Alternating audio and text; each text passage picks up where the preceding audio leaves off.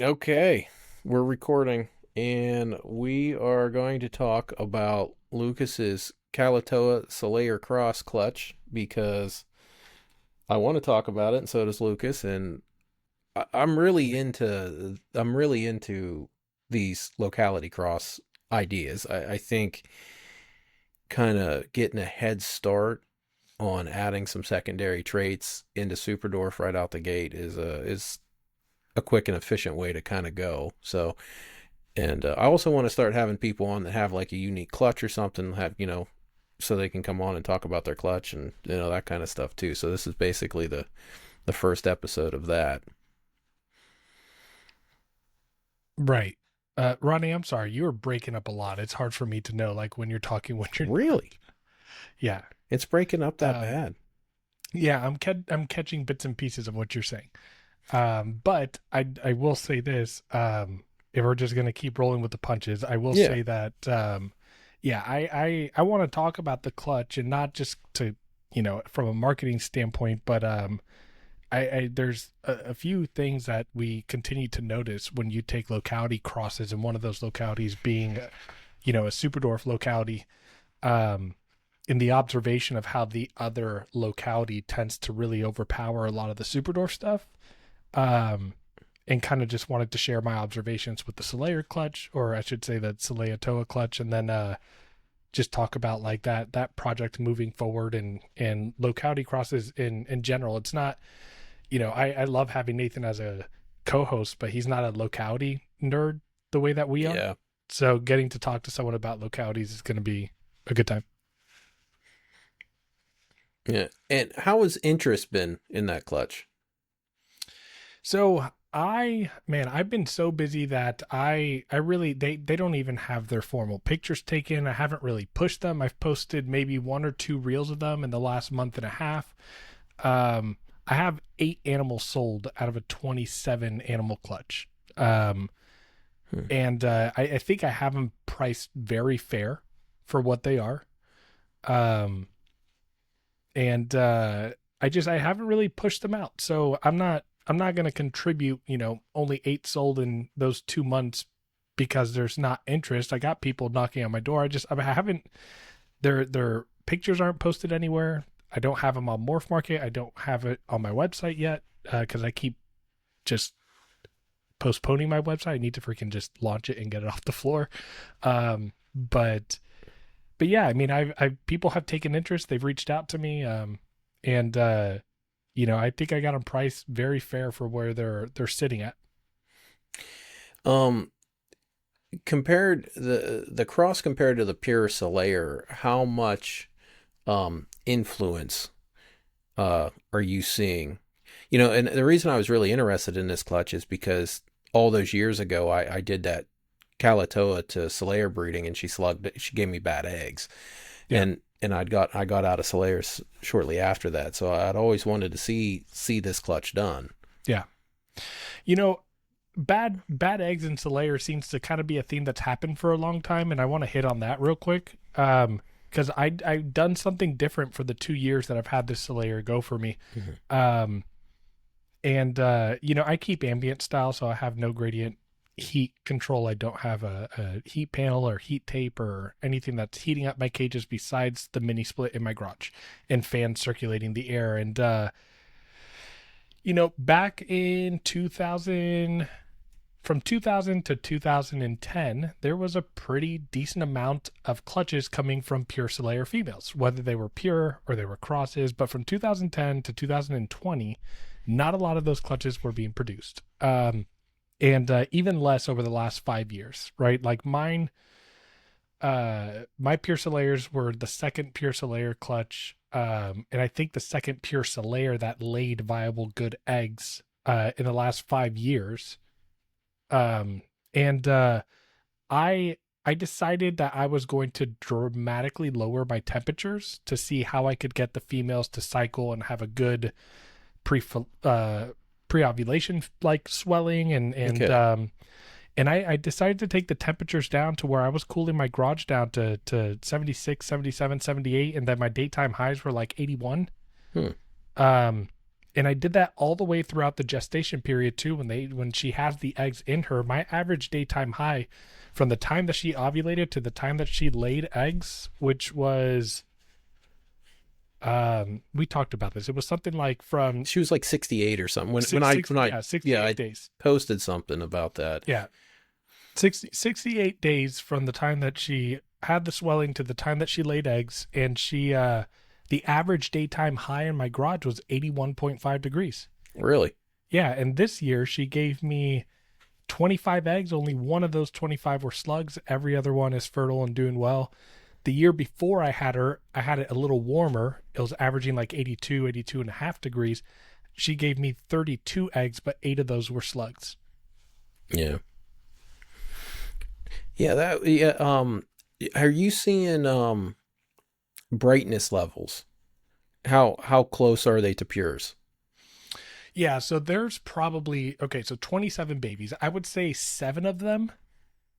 If it wasn't for the facial structure where you can clearly see in a saputrii that square nose, if it wasn't for that, I would say about 7 to 8 of them have the color and the black of a pure Solaire. They could pass. Yeah. And the yellow head too. Like a lot of them have that really nice bright yellow head. That's neat. I would say the vast majority of the clutch took more Solaire influence where they have a lot of color. They have some chain linking pattern, maybe not like super thick blacks. And then I would say probably like less than 8 animals still have a lot of color to them, but they have like silver side flames that they're getting from the super dwarfs more. And the rosettes are smaller in between those side flames and not like the elongated rosettes. Yeah. But what's really cool, I thought I was gonna love the Solaire influence ones more, but the ones that have like the like in between that have like a lot of the Kalatoa influence, they have this really cool gunmetal metallic look to them that is like something that I haven't seen before. Well, I'll say in some of the ternate stuff that you produce, you get that like bluish gunmetal color. Yeah. Some of the Halmas have that too. Yeah, that's kind of like what the side flames look like on some of them.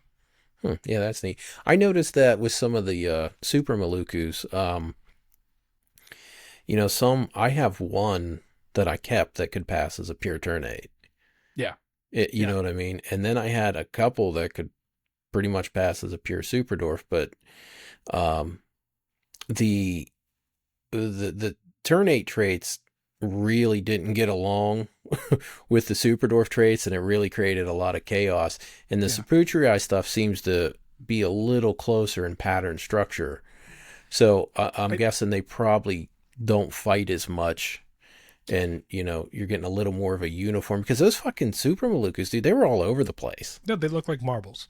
Yeah, and some of them, didn't, and some of them, they were just You want to know why I think that happened? Is when you take a standard ternate, you have a chaotic type of pattern, a lot of those side flamings, and it's a uniform broken pattern, if that makes sense. Yeah.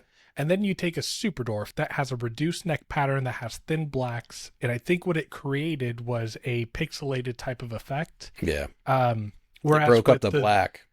Yeah, it broke up the black. And the Solaires, on the other hand, they have a very smooth, predictable pattern. They're very, out of all the localities out there, I would say the Saputrais, including the southwestern Sulawesis that are on there, they have very clean patterns. Yeah, right? Even a lot of the northern central Sulas have that. Yeah, a lot of that whole area has that.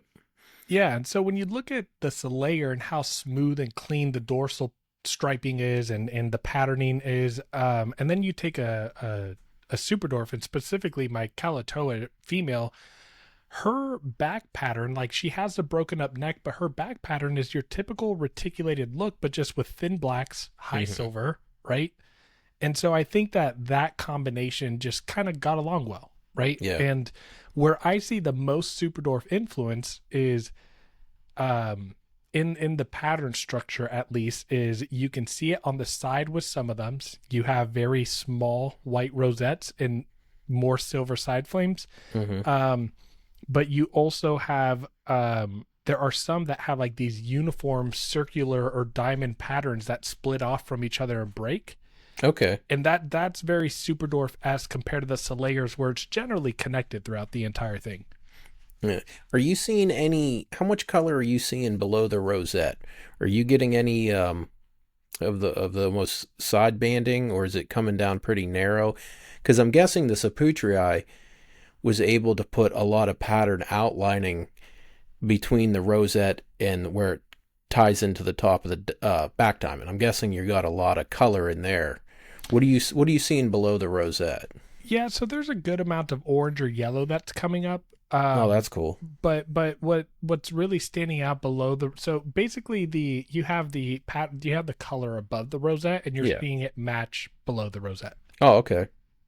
Which is really cool because when you look at a snake that's doing that, the rosette structure, I mean, it looks very uniform and structured. It looks Okay. clean. I like that. I like that Yeah. uniform. And that also means that it's good for a lot of different morphs when they got that extra bit of color going on. It means you get a little extra contrast once you put it into, even with marbles. It'll help with marbles, but definitely sunfire, platinum, that kind of stuff. Yeah, and so I actually what I really want to do, so I don't know if you remember, I've had this conversation with you before, but I've for a while I've been getting out of my morph projects, right? Like Yeah. I had a beautiful Philippine Calato marble that you sent me, and I ended up moving her out. Oh, I forgot The only about thing that I really kept in my possession was my ocelot. that. Yeah. And but I did a breeder loan with Eric, and he sent me over a Shane Costello, Sun Tiger OGS purple double Yeah. visual. And what I'm really excited for is I'm going to take that's the clutch that I have incubating right now. Mhm. I'm going to keep a female Sun Tiger double het, right? And essentially what I want to do is make those visuals, and then I want to take it back to one of these Toas, Okay.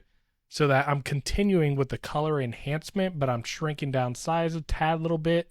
I'm making higher percentage morph combos with Solayer influence, the Sun Tiger, the Tiger. So I'm excited to see how the Toas impact the offspring of that. And now, do you think Shane's going to get any of these? Do you think he'll jump on some? I'd be surprised if he doesn't. I mean, I don't, Shane is very focused, right? So Shane is someone, I even reached out to Shane at the very beginning of, like, I told him, I said, hey, these Solayers would be an amazing addition. Yeah. And Shane has his next 5 years planned out. He's got pairings for the next 5 years. So I would be shocked if Shane got one of these animals. I would definitely encourage him to get one. I mean, there's no harm in buying a male Sun Tiger double het and throwing it to one of his 8 females that are ready to breed, just to see if you get a good result that first generation. Yeah. Right? Then you will. Right. I mean, I think so, but Shane is very meticulous. He's very detail oriented, and I guarantee you the guy has his next like decade planned out. Well, I kind of think like, I understand why some people don't want to jump into some locality stuff because it's such a fucking drawn out, long process It is. You know what I mean? It's like, okay, let's add fucking 7 years to our project. Right. You know what I mean? Especially when he's put what 7 to 9 years, or he's 7 to 9 gens into this. Yeah, he's already 15 years into it. You start all over with double hets. Yeah, basically. That could be a punch, but as you and I have talked about many times together when we've been on the phone, or whether it's just on post, right? Is that there's the people that continue to do what they're doing without resetting with a locality that's going to best enhance the traits that they're working with, they're going to be left behind in 10 years. Yeah. They're not going to have anything that competes with the people that are using pure localities to enhance incomplete dominance and recessives. Well, and the other thing is, we have the luxury of all these localities being smaller than mainlands. Right. So we're getting a little bit of downsizing each breeding. Right, exactly. And that's huge. In the mainland people that jump into these type of projects, and the way that a lot of them feed their animals, a lot of mainland people, surprisingly, they feed their animals sparingly because they obviously understand that like a 17-foot animal is not ideal to keep and Yeah. clean and feed. And so, I mean, mainlands already have been getting smaller and smaller every few years because of feeding regimens changing, and they don't have access to massive meals like they do in the wild. We're on the opposite end. We're feeding super dwarfs pigs, right? Yeah. And they're getting bigger than they And should. they're getting bigger than they should. Yeah. So yeah, I mean, I do think that, I'm not expecting like people, I guarantee you when I produce this, when these, sun tiger double heads hatch from the Slayer, guarantee I'm going to have people hit me up and say, hey, what size do you think these animals are going to get? And I'm going to say it's 50% mainland, 50% Slayer. 7 to 9 feet. So yeah, give me your money. That's my shot for the episode. Give me your money. Yeah. No, but I'm gonna tell them like, hey, Solayer's females are 12 to 14 feet, and then it's also paired with a mainland. So if you're worried about size, this is not the clutch for you. My two girl Solayers, they never got big. Yeah, The one might have hit 11. How old were they? Because this female in my garage, she actually just in a couple months she's gonna be 15 years old. Oh, really? Well, they weren't that old. Yeah, But 15. I feed, you know how I feed. And Yeah, I mean, and they just, yeah, I don't know. The one got bigger than the other one, but the one was probably only 10.5 feet. She was pushing 10. Mine is That's pushing, pretty good. Mine's pushing. It's probably just a little under 14. Really? And she's about 85 pounds. Now, what I will say is Mystic Reptiles, Chris, awesome dude to work with.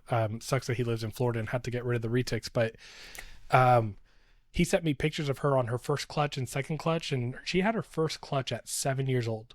Oh, wow. She had her second clutch at 10 years old, and she had her third clutch with me at 13 years old. So she was breeding every 3 years, and then I was going to give her the year off this year, and she decided by herself to go off of food.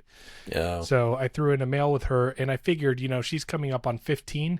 If she's going to cycle for me, I might as well take her before she doesn't produce many good clutches. But she, but the picture that she sent me originally on her first and second clutch, she sent me those pictures.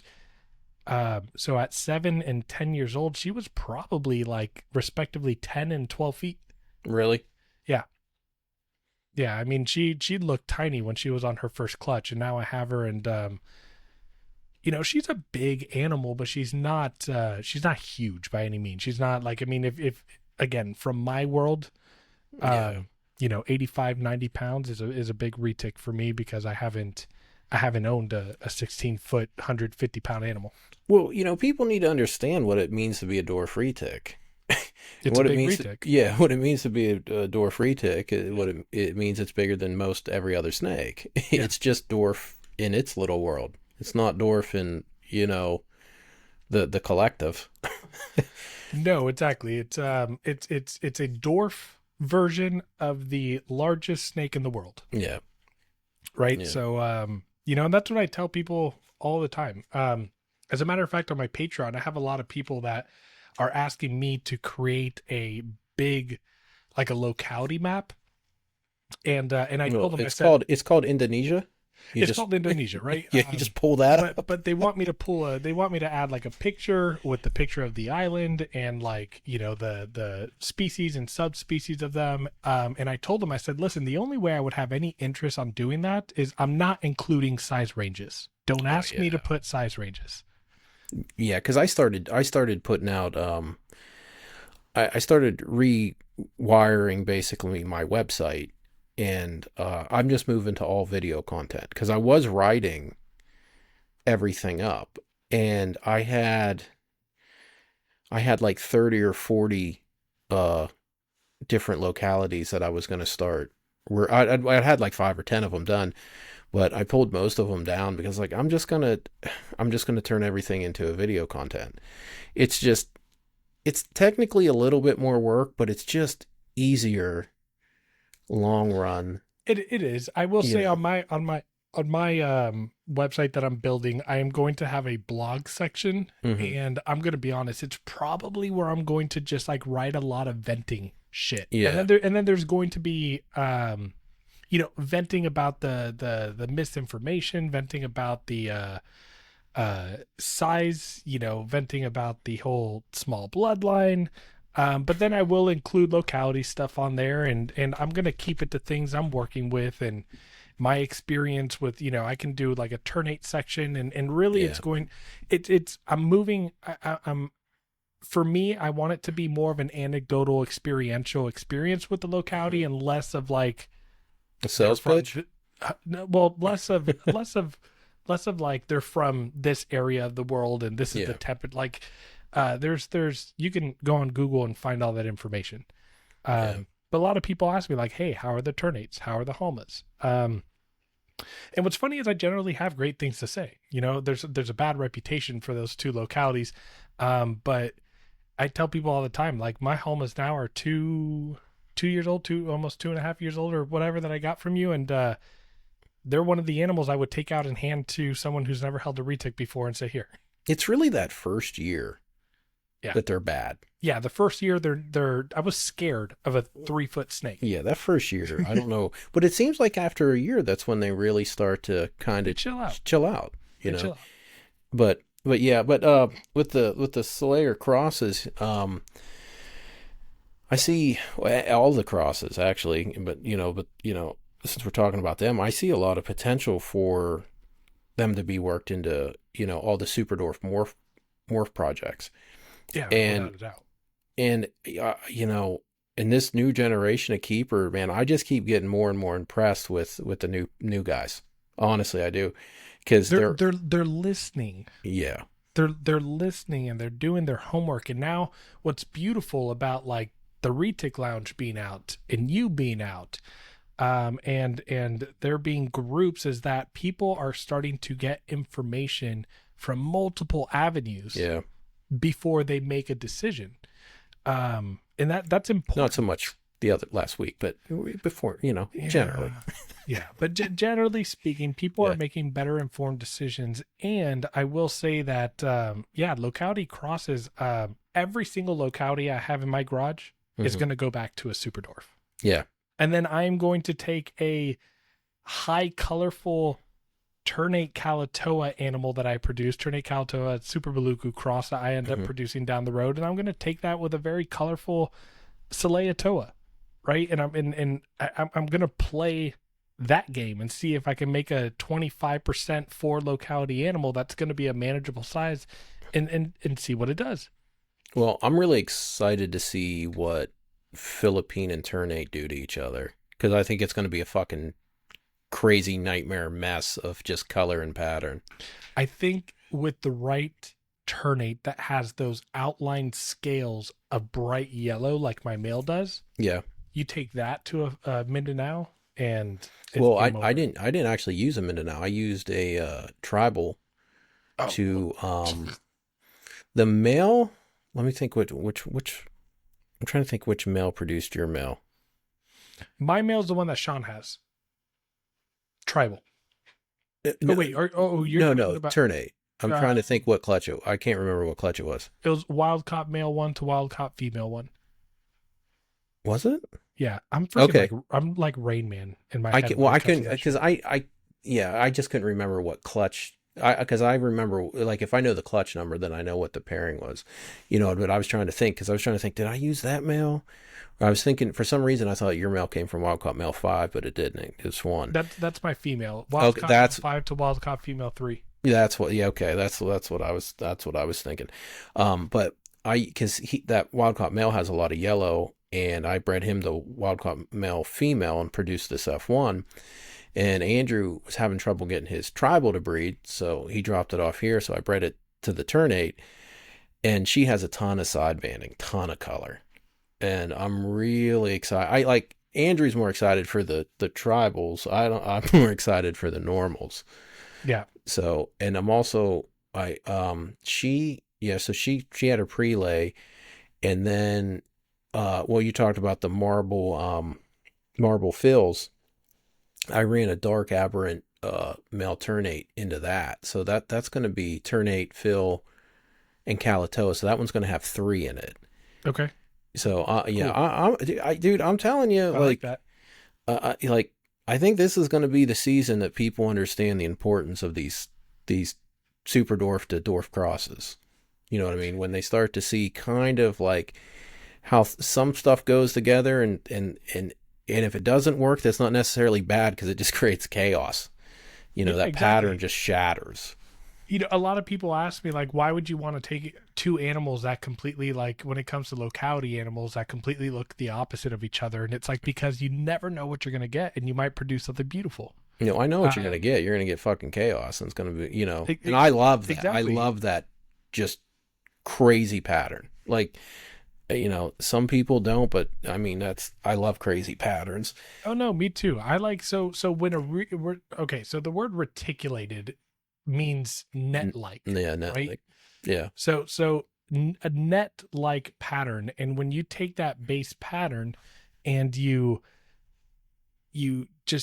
mess with it, like sometimes the animals the furthest from that reticulated patterns are the yeah, best looking ones, which is why we like morphs, right? yep, But let me also talk about like locality crosses that are even less further apart that still make a huge difference.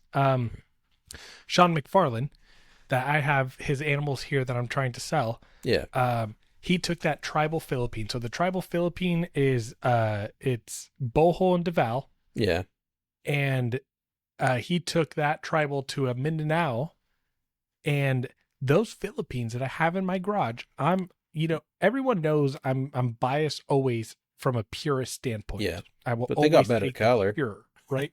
They got better color, Yep, they got better pattern structure. They're like this bronze, copper, thick black animal that, like, when you look at a normal retic, there's not a single animal that touches the like the gold and broad, like it's like a bright metallic color, and it's so cool. yeah. I'm trying to put that color on a marble. I'm trying to have that base, that goofy Philippine mixed color, Yep.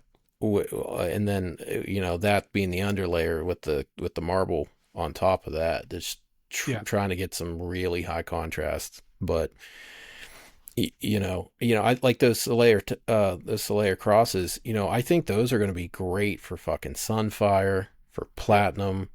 Tigers are going to make really pretty tigers.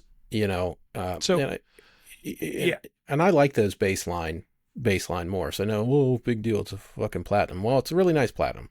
it's a really and Yeah, at the end of the day, a really nice plot, man, dude. Back in the day, man, and like if you go on the Retic Nation, or you go on other forums that have been around for a while, dude, the platinums that you would see posted, they or were really pretty.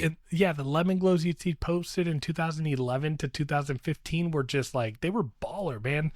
They stood out. They were beautiful, and now every platinum has Superdorf influence, and it looks dull. It looks Yeah. boring.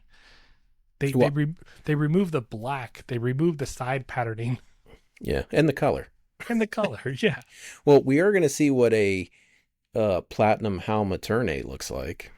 yeah. No, and they look good, man. Yeah, we're going to see that because my platinum ternate just ovulated, and yeah, I bred one of my F1 Halmas to her, Right. and yeah, I'm excited to see all this stuff, and I'm Well, really excited that the new generation is also excited because the yeah, old me generation too. don't give a fuck at all.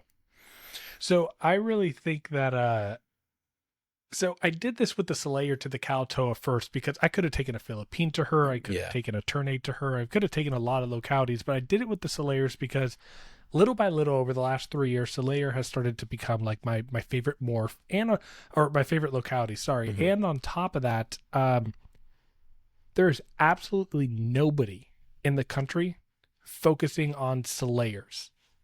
Like there's no one that's focusing on taking Slayers to other, right? Like you got the Ternates locked down, right? yeah. Um, but no one is taking Salayers into morphs and stuff. And so taking a Salaya Toa, and again, this clutch that I have in the incubator, right? Finally we're going to see Salayer Tigers for the first time in how long? Priceless last time I made them, and that Salayer was Sunfires, right? And then you take that to the Salaya Toas, where you don't have to sacrifice a lot of the colors, because I'm going to keep back a very colorful animal. Yeah, like my goal for that project, of the one that's incubating, and then taking it back to other localities is I want to isolate OGS Sunfire and I want to Mm-hmm. isolate Purple Tiger with that Solaire influence. Yeah. Is there really not been any of that shit produced? Because I Yeah, made I made that stuff in like 2011, I think. so. I think Brian Farley with Reach Out Reptiles might have produced some 37.5% Solaire stuff. Yeah, there was a little bit. I mean, but there wasn't like 50%, or there's been like no 50% shit. Yeah, no, there hasn't. And so And that's what's crazy. so that's the only avenue with any simple type of morphs that I'm Mhm. going to start working towards is, I want to be able to produce like a 62.5% Solaire, 25% Super Dwarf, Tiger, Yeah. Sunfire, right? Like that like just again basic morphs, but using as much Solaire influence while also having some of the Kalatoa to kind of offset any potential size. Okay. Yeah, and then then if somebody wants to take that back to a pure Kalatoa or something. Yeah, that's a beautiful snake to do it with. Yeah, because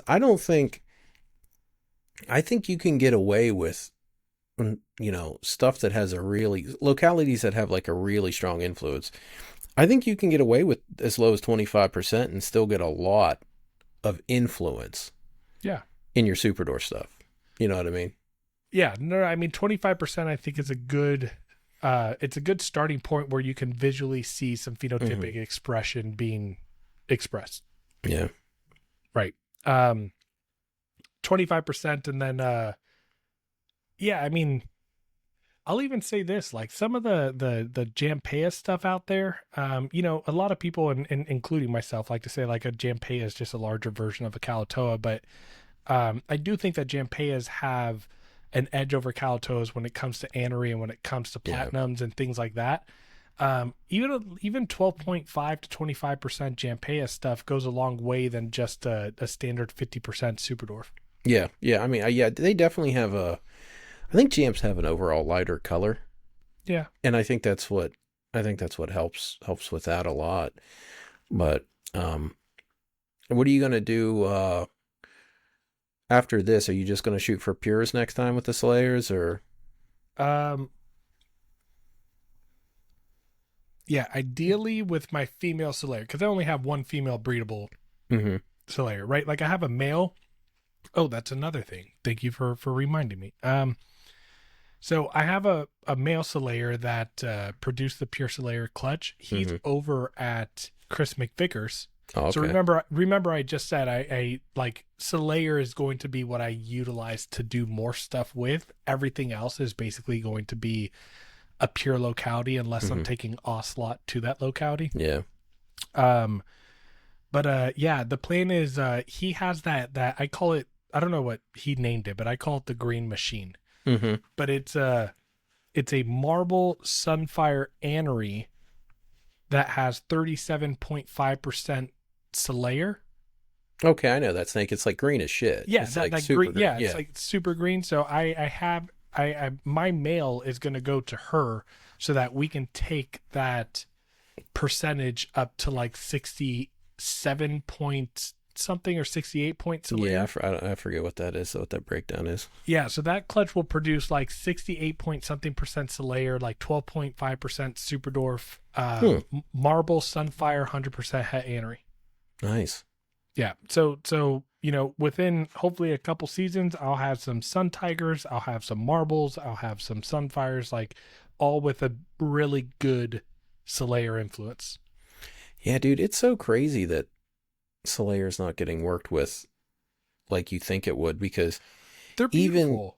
Even like 15 years ago, they were really like Solayer was really coming up, and I mean, it was when you talked about locality, it was on the list.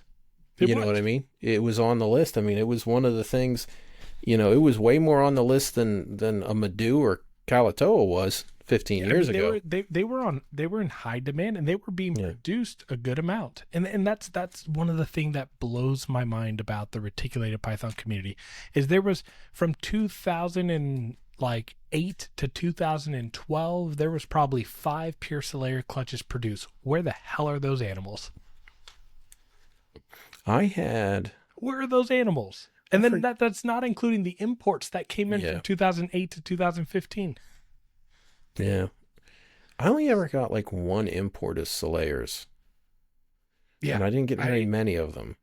But no, I and I had remember your post of you putting them available. I think you were selling them for $350 yeah, each. they were dirt cheap. Yeah. But before Yeah. that, I had got in a group of them. I want to say like 1.3 or something. I think one of them was wild caught, and the rest were all from Greg Bryant. And I held on to two females and just to do morph breedings with. Yeah. Yeah. And they were neat snakes. And I remember when they first bred, they bred at like I think 9 feet. Yeah. Like they were not big their first clutch when they bred. And No. it, They grow slowly. I mean, again, my female has taken 15 years to get, like, still she's not even 14 feet. yeah, At the end of the day, when you have a 15-year-old animal, it's going to be a sizable animal, but when it's 7 to 9 years old, you still have a very manageable size animal. And if we're being honest, most people don't keep retics for more than 10 years. you usually can't keep them alive that long. Well, most can't.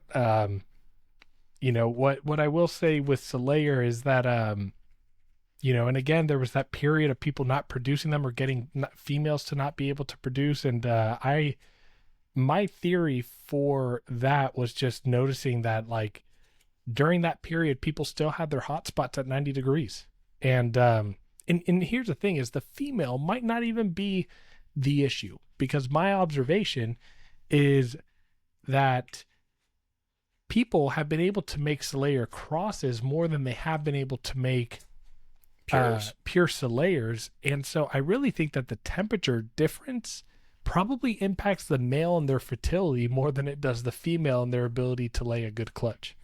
Yeah, and that's the thing. If you want to run a 90 degree hotspot, that's fine, but you better have a decent sized cage with a pretty low room temp. With a 72 cool side. Yeah, because I mean my room this time of year, it's under 75. I run cool temperatures, but they all have a hotspot, so I can get away with a cool temperature. But we have a winter storm coming up right now. It's actually supposed to be snowing here in San Antonio tonight. Really? We'll see. Dude, it's 5 degrees here. Time it snowed. Yeah, it's 5 degrees here right now. It might even be colder, I'll tell you. Yeah, the low tomorrow is supposed to be 24 degrees. It's 3 degrees. Jeez, that's freezing. But no. So my garage tonight is probably going to get 72 degrees again with zero hotspot. And you want to know what's amazing about that is last night it got cold in my garage because it's been cold. I put my Aru chondro pair together and they locked the entire night. Oh, really? Yeah, they love the fucking cool temperatures for breeding. I just put a pair of Halma scrubs together, and for the first time they're showing interest. Nice. First time they're together. I've never seen because I've been failing miserably for years to breed these. And I've never once seen them even go near each other when I put them together. And they're all curled up in a hut in their little hide. And not that that means anything, but first time they've ever even wanted to be around each other. So I am hoping. I want to produce those. I really like Halma scrubs. So there's only 2 locality scrubs that I care to own. The number one is Halmahera. The second one is a golden Aru. Yeah, you don't see a lot of Arus anymore. They used to be really common. Yeah, the gold, dude. The Arus, they come in this crazy gold color. Like, it literally looks like a brick of gold. Yeah. Yeah, some of the Arus were really nice. I wanted to try to get in different locality scrubs, but there's just not. It's hard to track them down, and there's just not that much interest in them, to be honest. Yeah, which is surprising. I think it's gonna. Right now, the hype is around Xanthic or reduced pattern or bar necks, and again, I think the craze right now is it's going towards phenotypic expression versus locality stuff, just like it always has been with the retics. I think it's gonna take a while. Fortunately, we have people like Dan Maliri that are not going to allow people to forget how nice locality stuff can be. We have people like Stephen Cush that his main objective is to just produce as many localities as we can. Um, but right now, I think that people are more concerned about captive bred animals, and really the only captive bred locality in scrubs that's readily available are barnecks. Yeah. So Well, there's, and the people that have Halmas, they don't have very many. I have, well, I lost a female. One of my females died because I had 3.4, and that was the largest or second largest collection of wild caughts. It's like, it's still at 3.3. I still have significantly more of them than most people working with them. It's like, how is that possible? yeah, I think that the vast majority of people that have bought into them still have younger animals, and there's probably only about a dozen people that are working with imports and adults in the country. Yeah, Yeah, there's there are not some many. people, or at least adult size, right? But I'm also speaking kind of out of my ass. This is all based off of observation, Yeah. if I'm being honest. But uh, when it comes to like, I don't know, I think there's going to be a locality surge with scrubs, and I'm hoping that it happens way sooner in the history of captive breeding than it did for retics. Yeah.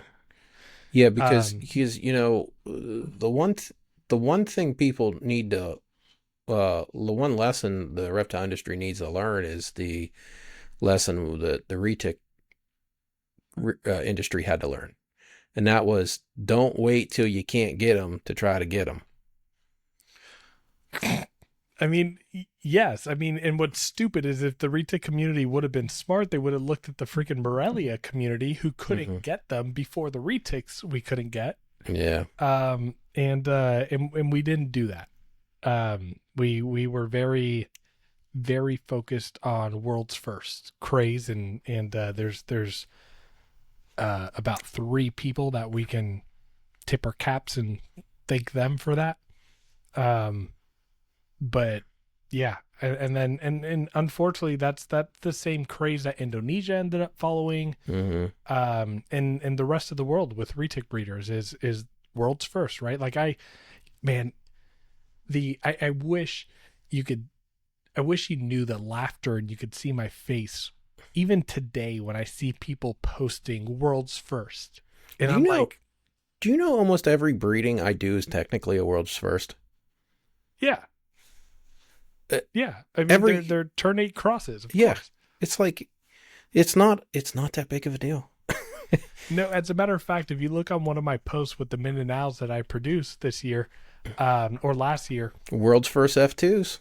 world's first, I put that like to troll people, and Yeah. literally I had people messaging me saying congrats on the Yeah, world's and it was a first. fucking joke. Yeah, it's like, I don't. I mean, I would have Oh, that's funny. if I had to. I'd have to sit down and write out to just figure out how many breedings I've done that are technically world's first. And I mean, it's like it's Right? not. It's really not that big of a deal. You No, know, no, it's if you not. do anything new, it's going to be a world's first because nobody does Yeah, anything new. my Everyone just favorite does is the when same people. shit. Yeah, my favorite is when people make a world's first because they include the hets in there. Yeah. Oh, yeah. That's my favorite. Mm. So, Yeah. besides your baseline morphs, the OGS stuff, or what else are you going to try to do with the Slayer and Slayer crosses? Yeah, so I mean, you know what's interesting is one of the pairings that I'm most excited for, and so you asked me what I was going to do with the Slayer, and I told you I send my mail over to Yeah. Chris McVicker. That's one thing, right? I want to really try to give the female Slayer a year off next year. Hmm. Again, she went from breeding every 3 years, then she had back-to-back years, so I'm going to try to limit her caloric intake this year. But whenever I do that, she's a nightmare to work with. Hmm. Um, she's an animal that flies out 7 feet out of the enclosure, bites and wraps the hook.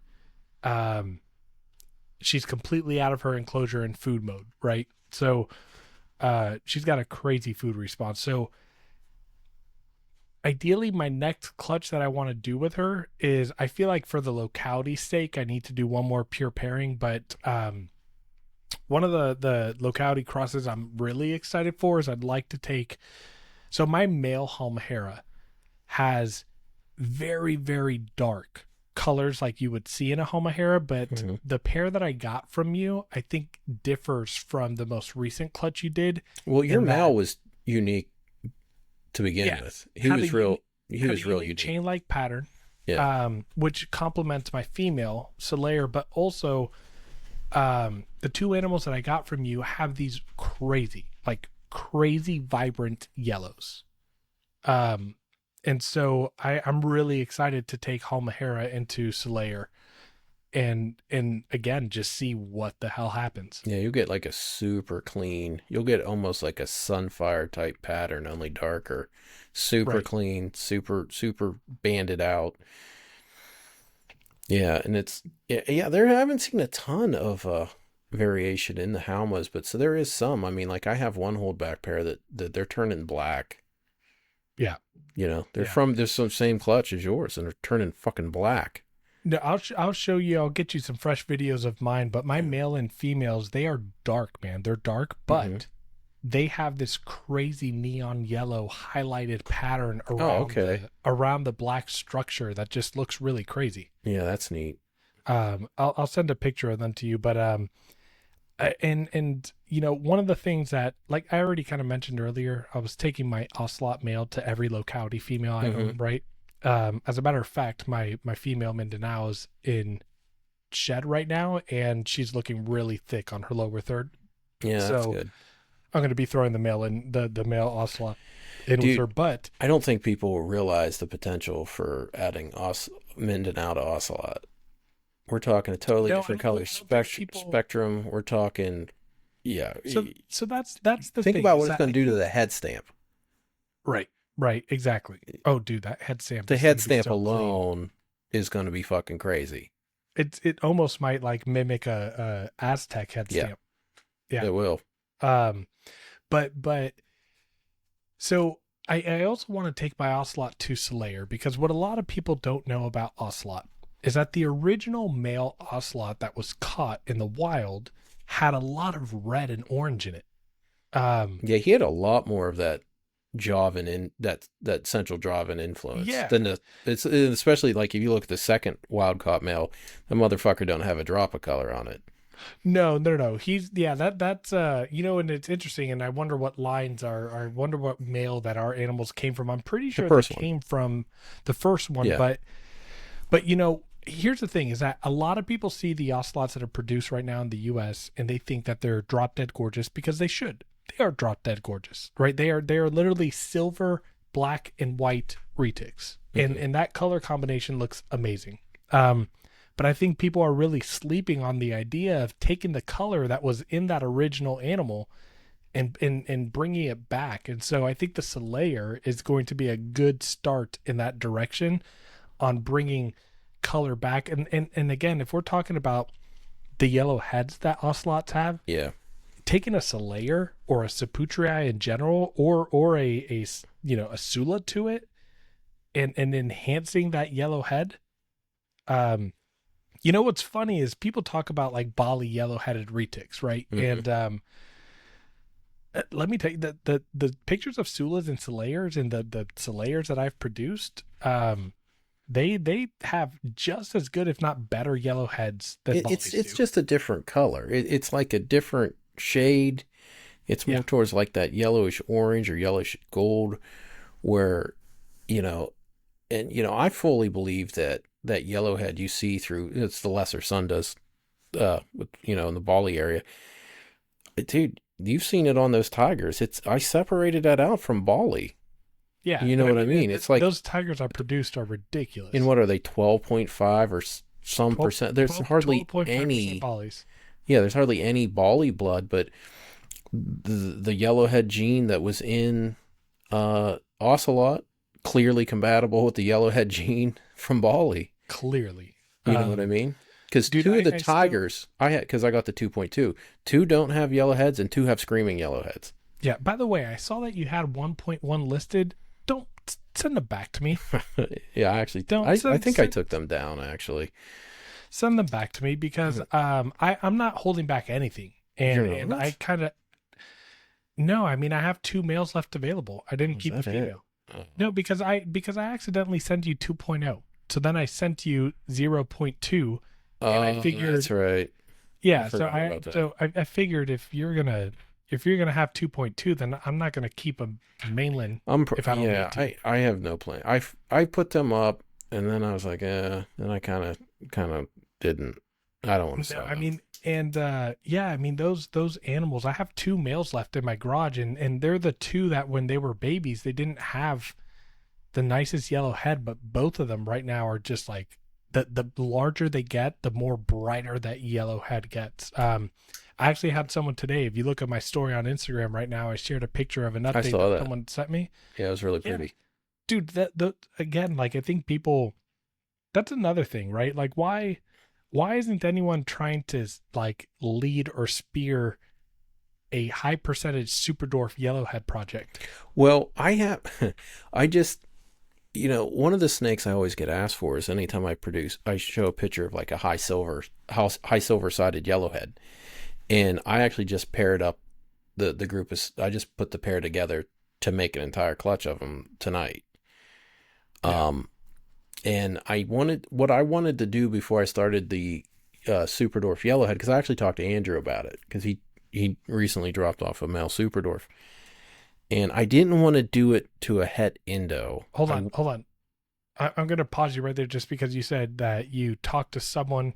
I didn't hear who the name was because Andrew. you were breaking up. Andrew, okay. Okay. And but I didn't want to do it to a het, so I'm gonna try to make sure I produce uh an Indo with that yellowhead gene, and then take it into Superdorf. Please do. Yeah. I mean, we like, again, phenotypically speaking, the Superdorf cross world is lackluster. Well, I Uh, was just talking to somebody about that. It was either Rob or Sean. I was like, dude, if I can take this Bali yellowhead trait and get this into Superdorfs, yeah, it's game over, dude. if you can get a fucking 9, 10 foot snake with a screaming ass yellowhead and Yeah, just, it's game over. yeah, it's just gonna take a while, man. It will, but I mean, the thing is, it's like what? So like maybe for people like you that have been doing this for a very long time, and who knows how much longer you're going to be doing it for, but like, why isn't someone listening to this content and having the forethought, and they're in their 20s or 30s, Yeah, and not they're their like, fucking let me 40s. do this, Yeah. right? And it's something that like I could do, but again, that's not where my passion lies, right? Like my passion lies in pure localities, and again, I'm gonna mess around with the Slayer morph crosses because I love Slayer. I mean, nobody else is doing and, it. and, and nobody else is doing it, and I'm really excited to produce some stuff that people are like, damn, it's a basic tiger, but that is the best looking tiger I've ever seen. Like, when's the last time we saw 50% Slayer tigers out there? Don't know. But 2011. right. But what I will say is the new and upcoming people, like, oh man, like find the one of the things that I tell people often on my Patreon, and that I've talked about on the podcast before, is the most beautiful aspect of me. So like my first 5 years of keeping snakes as an adult, because I kept them when I was younger, but my first 5 years of keeping snakes were all retics. Mm-hmm. And then in the last year, I've grown to 8 other species. Hmm. And one of those species being carpets. And when you look at the carpet python community and you look at what people have done to selectively breed and enhance phenotypic expression, there is not a better community to look at. Well, Eric Kohler lives like 45 minutes from me. Oh no shit. Yeah, I've known him like 20 years. Yeah. So I mean, if you want to look at the potential that you can do in reticulated pythons with just a normal type, Mm-hmm. it's unlimited because retics have way better color spectrum than carpets do. And we got way more variety. Way more variety. And yet no one is perfecting a beautiful, manageable size retic. So for new people, if you're listening to this, like, don't be different by taking hypo to Superdorf because no one's done it. Well, that's why I think these super dwarf crosses are so important. Right. Because I about shit when I cut that clutch of fucking super Malukus. I mean, I knew they were going to be nice, but I did not know I was going to get something that would look better than a marble that was a normal. You know what I mean? Yeah. Yeah, exactly. So yeah, that's where these locality crosses come into play, and where you can.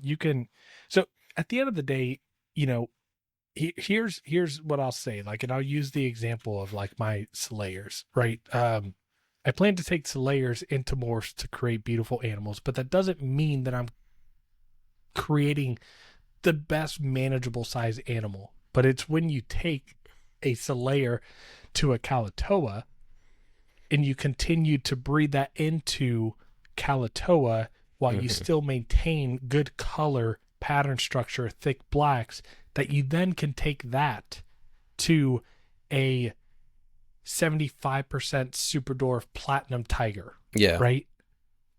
And make something that is going to stand out. And sure, it's just platinum and tiger, but at the percentages of dwarf and super dwarf, it's going to be you're producing a way better quality and better looking animal. You know, me, Rob, and Eric had talked about that. And we talked about like the people that aren't thinking like this and aren't doing this, where are they going to be at? Like, Right. you know, that's kind of what I try to tell the new people. Like, you better have a plan for aesthetic value, you know, and that better be the crux of your plan, not morph Yeah. production, how to Yeah. make them look nicer and smaller at the same time. Yeah. Do you want to know what some of the, like when I'm on the Retic Nation or the Retic Alliance, you want to know what the animals that make me stop and go, holy shit, the most are? Hmm. Is when someone posts a picture of an adult normal that Yeah. just looks off the walls beautiful. Yeah. Something that has Re really nice color and contrast still as an adult. Yeah, retics, their normal pattern structure alone doesn't need to be messed with. They're No. beautiful. You just have to find a way to make the colors work, and then obviously in today's day and age, you have to work on manageability of size because, yeah, the days of having 16 to 18-foot animals in a large quantity, you know, we recently saw what happened when that happens, right? Clearly, it doesn't end well when you're doing it on a larger scale. And it's not a But yeah, good I mean, business method. no, It's not a viable business method either. no. So even if you want to discount the ethical part of it, it's Yeah, still not going to make you money in the long run. You're going to lose money. yeah, no, exactly. And I think yeah, I mean the mouths to feed, how much you have to feed. Dude, Rodney, I have like half the amount of retics that you do. I don't have like, you know, compared to a hobbyist, like a lot of Hmm. people are like, man, you have a lot of retics. Like, yeah, no shit. But when it comes to like other breeders that are out there, I got nothing. Like nothing. And I've probably spent $2,000 in the last like 70 days on food. Yeah, that sucks.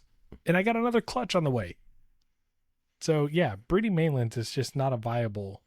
Again, if you're doing it hobby wise and you're producing one or two clutches a year and you have maybe 10 animals, go for it. I don't care.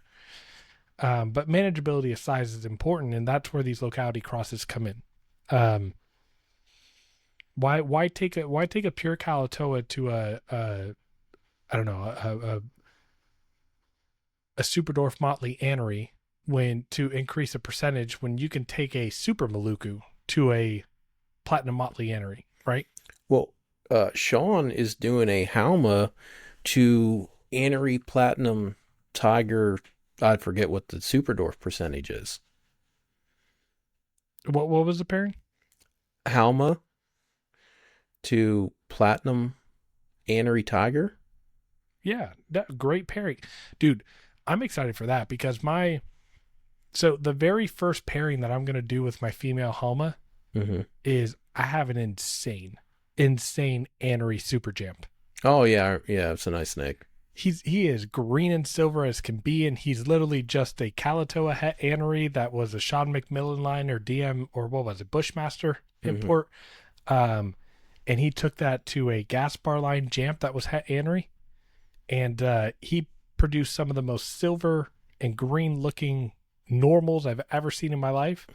And what's cool is that without having to pay the extra price, I got a Krispy Kreme out of it too, because it's got the Krispy Kreme pattern. But because it's not that line of Krispy Kreme, I call it the Dunkin' Donuts. There you go.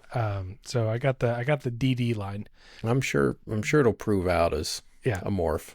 Yeah. So I want to take that male to my female Halmahera. So that the offspring will be 50% Halmahera, 25% Jamp, 25% Super Dwarf, 100% Het Anery, and I guarantee you when I take those siblings back together, those aneries are going to be off the charts. And you won't have to play which one's a fucking anery either, because it'll be as clear as day. Yeah, I think Aubrey did a Halma to Snow.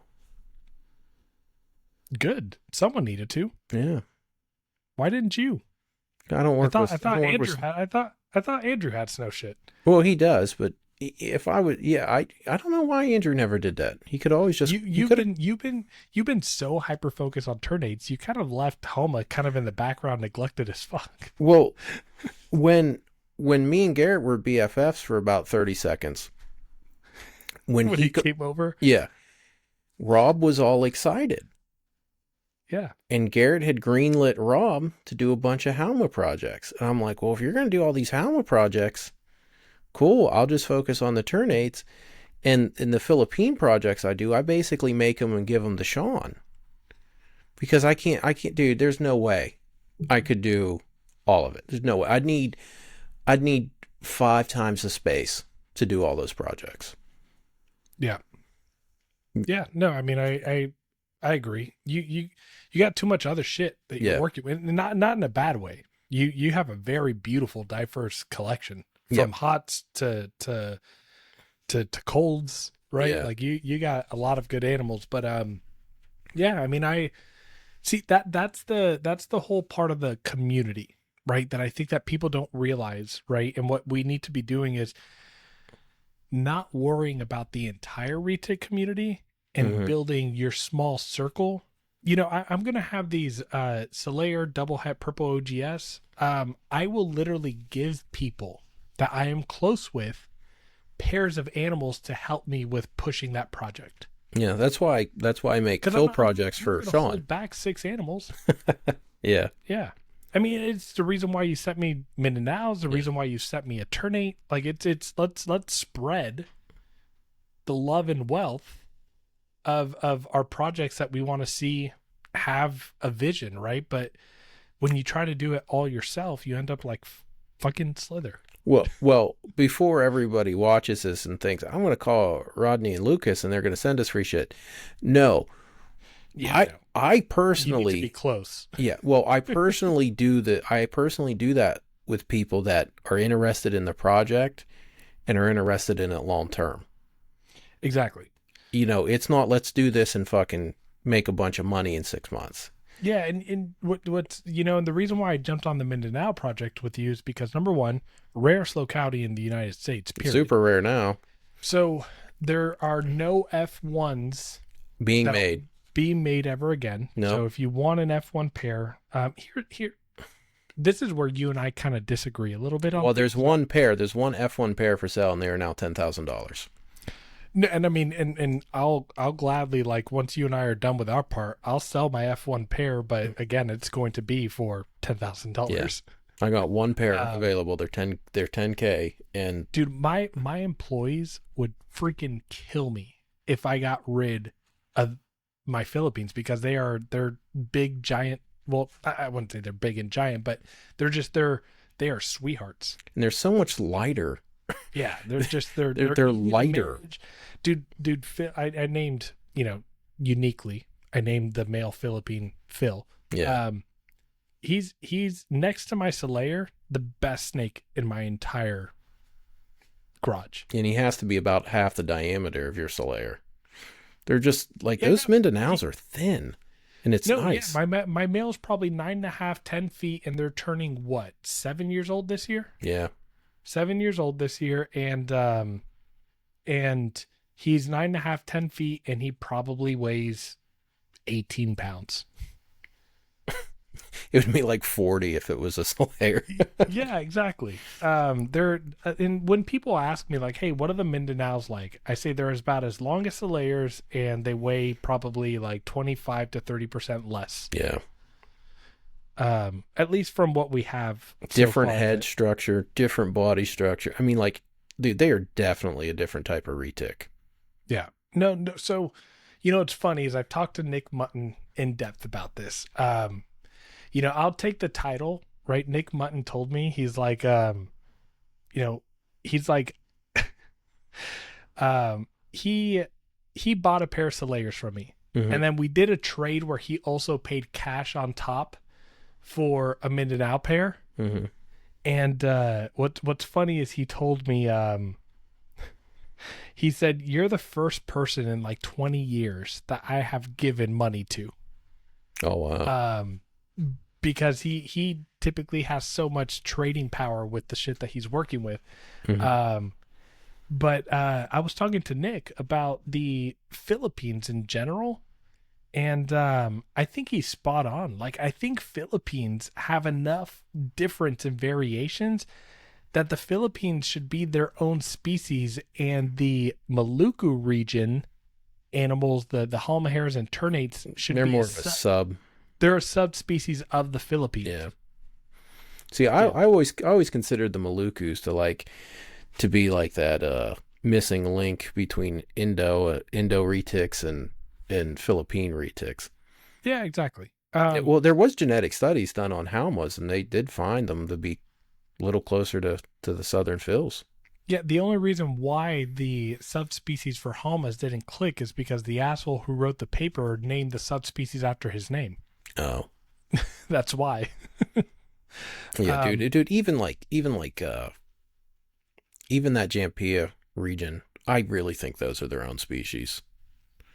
what do you talk? I mean, yeah. It's The thing is does size warrant enough for an entire subspecies? Yeah, but everything, like, well, especially like when you get to like the smaller islands there, the four small ones, dude. I mean, when you're talking at like an egg size that's a fourth, it just like there's nothing similar about them. You know what I mean? So I guess the reason why I think there's a better argument for Philippines Oh, I is definitely think Philippines are you, own shit. you look at their head size versus their body. Yeah. You look at color and you look at pattern.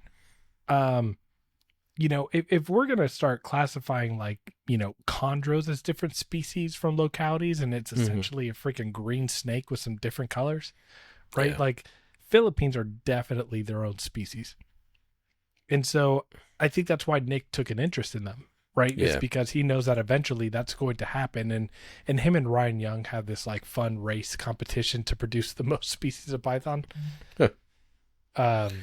So, but yeah, I mean, the Philippine stuff is it's the rarest, the most like not worked with. And It's as far. even the fucking tribal stuff, like, where are people working more? That's such a cheap, easy way Do you want to to know add why? color and pattern. Cheap, Do you want to easy know? way.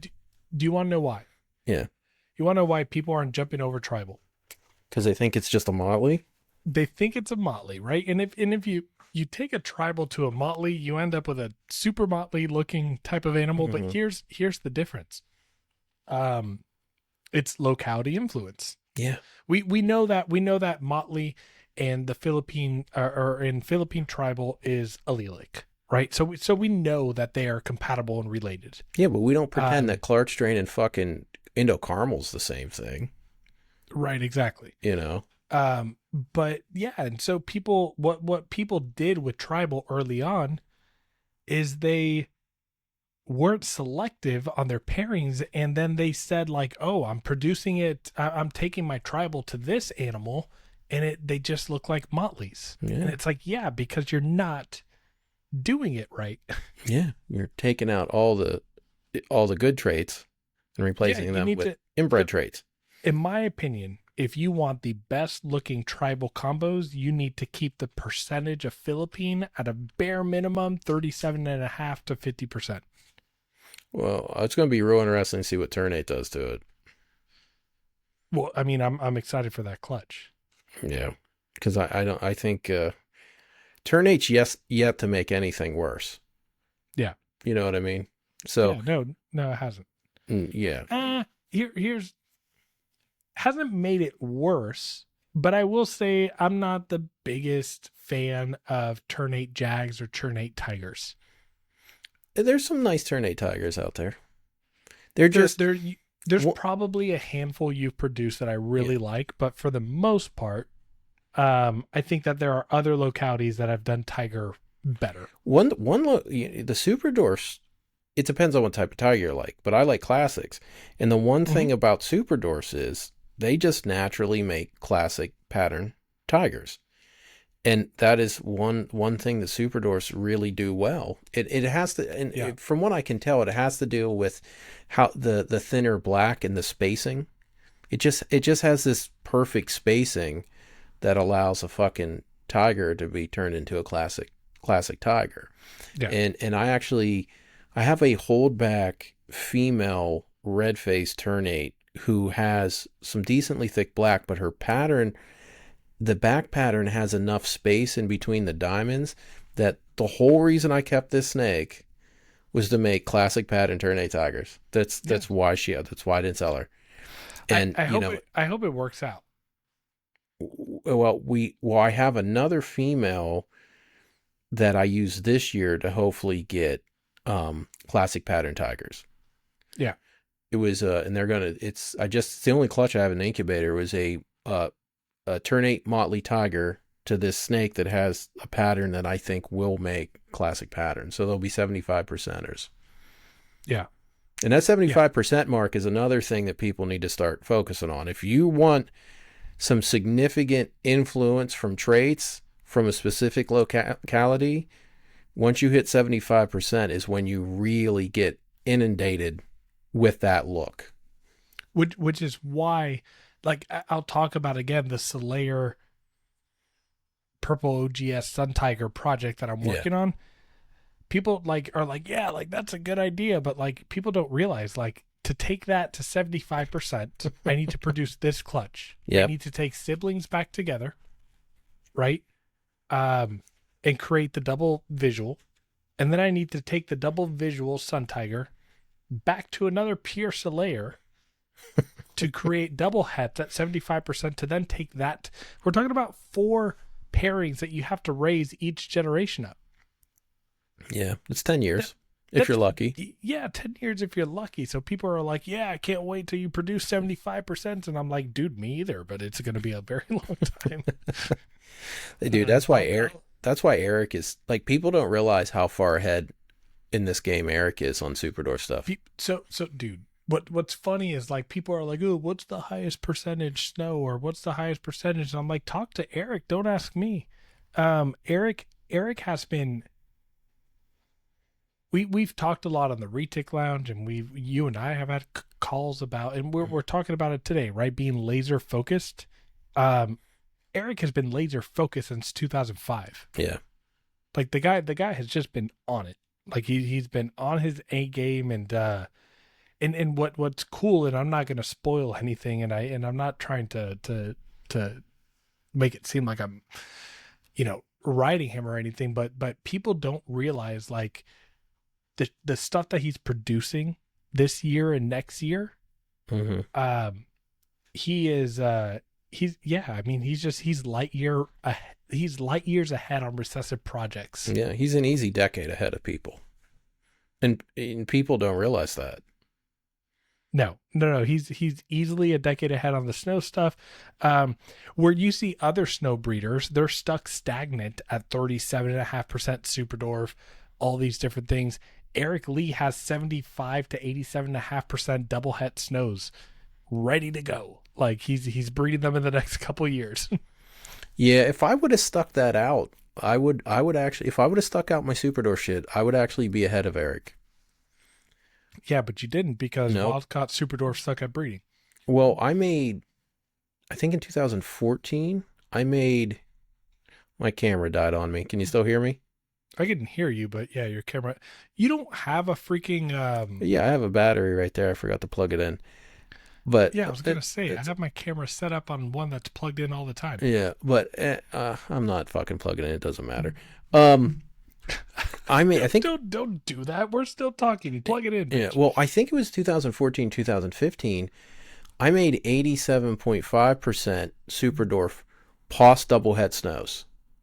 Okay. And Rob, I didn't keep any for some reason, and Rob bought one. He raised it up, he bred it, and she got fucking egg bound and died.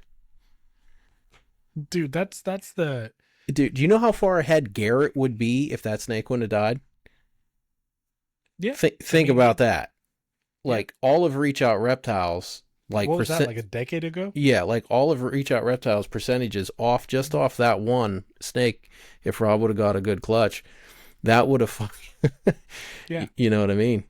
Hold on. I want to go back to something while I don't have you on camera and I can't see you. Um, I this comes from love, right? Yeah. Because you and I have a good relationship. We've talked for 3.5 years now, and obviously I respect you a lot and everything that you've done to help support and grow me. I'm gonna kind of shit on you a little bit, okay? Okay. Ternate jaguars are ugly. Ternate Jags aren't really that. Actually, the 75%er I got's really nice. So I need to see pictures of it, but the 50% that you produce are ugly. Yeah, it's well. That What is one morph that when you say ternates haven't made anything look bad, I disagree. It's jaguar. they look good. They don't really look good till they color up. They They're really they're dull. They're faded on the side. I feel like they don't have like the big popping circular weird jaguar pattern. well. You know what? There's Some of too that. much, there's too much silver that's coming through. That's not allowing a good contrast of color to pop. I'll have to show you the 75%er I made. He has the most color I've ever seen on the side of a Jag. Okay. I mean, it looks like he can pass as a sun. But one of the things that's happening with Jag is when you mix it with Ternate is that high rosette count, that high, you know what I mean? Because they got a ton of fucking rosettes. Yeah. It's causing that side rosette to basically become a white line. I don't like it. Yeah, and that's one of the things that's been really hard with that Jag is if I'm going to continue to work with them, I'm going to have to split it up. But when I mixed it with marble, I made two marble Jags that are they're the two nicest marble Jags I've ever seen. So, you know, the Ternate Jags were a little lackluster, but once I put the marble in there, it was like, Yeah. holy shit. Rodney, real quick, I'm gonna pause you. I know that I have a pretty face. I need you to get your camera. All right, I'll go get a battery. Hold on. Okay. Give me like 1 minute. Yeah. Anyways, we were talking about how shitty Ternate jaguars look. Yeah. Yeah. No, I'll send you some pictures of the 75%er. Post them on the episode. Try to edit them Yeah. in. I can put it in there. See what they look like. It was something. Oh, that was a weird clutch. They were like all normals except one. Only got You want to know what? I can't say that Ternate ruins jaguar when the clutch I'm thinking of in my head is 50% Ternate, 25% it's got some super dwarf in it. Yeah, it might be the super dwarf. Maybe. I don't know. See this one, the 75%, it doesn't have any super dwarf in it. This is from Because a different different project. Super dwarf ruins everything. Yeah. No, this one. That's one of the reasons this one's so nice is because this is from an old project I did years and years ago, and had a male without any dwarf or any jamp or calato blood in it. So I used that snake and ran it, and yeah, I got fucking the whole clutch was normals except one. I was like, are you kidding me? Oh, I remember. Yeah, we talked about that. Yeah, you know, and I had one clutch. I had a clutch of when I made the turn 8 phantoms, 8 eggs, 8 phantoms. That's pretty wild. Yeah, and it wasn't like a androgenesis clutch either. You know what I mean? Because like they had clear. I mean, you could see the turn 8 influence all day on them. Yeah, I mean it's the same thing as my buddy Riley. He produced a clutch of, I think it was jungle carpets or anything, but it was a clutch of 11 animals, and he ended up with 11 males. Oh, that's rough. right? Like you just end up like with the craziest odds sometimes. Yeah, I remember I had a clutch of 21 A males one time, and I only got 3 females. Yeah, yeah, That was a dude. shitty clutch. Dude, okay. Can we talk about AML real quick?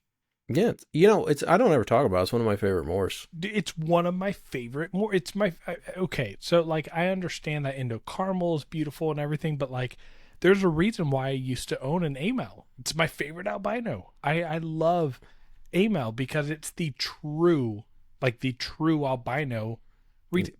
People try to tell me that white albino is a T negative. I'm never going to believe that. I think the only true T negative is an AML. Yeah, But man, my when my AML died, man, that was freaking heartbreaking, and that was from the only clutch ever in the U.S. that was 25% Madu, 25% Kalatoa. Hmm. Oh, I didn't know your snake had. I didn't even know it was part super dwarf. I don't know why I Yeah, didn't know that. yeah, no, Jackie Butriago, she got out of them and she sold the adult pair, but yeah,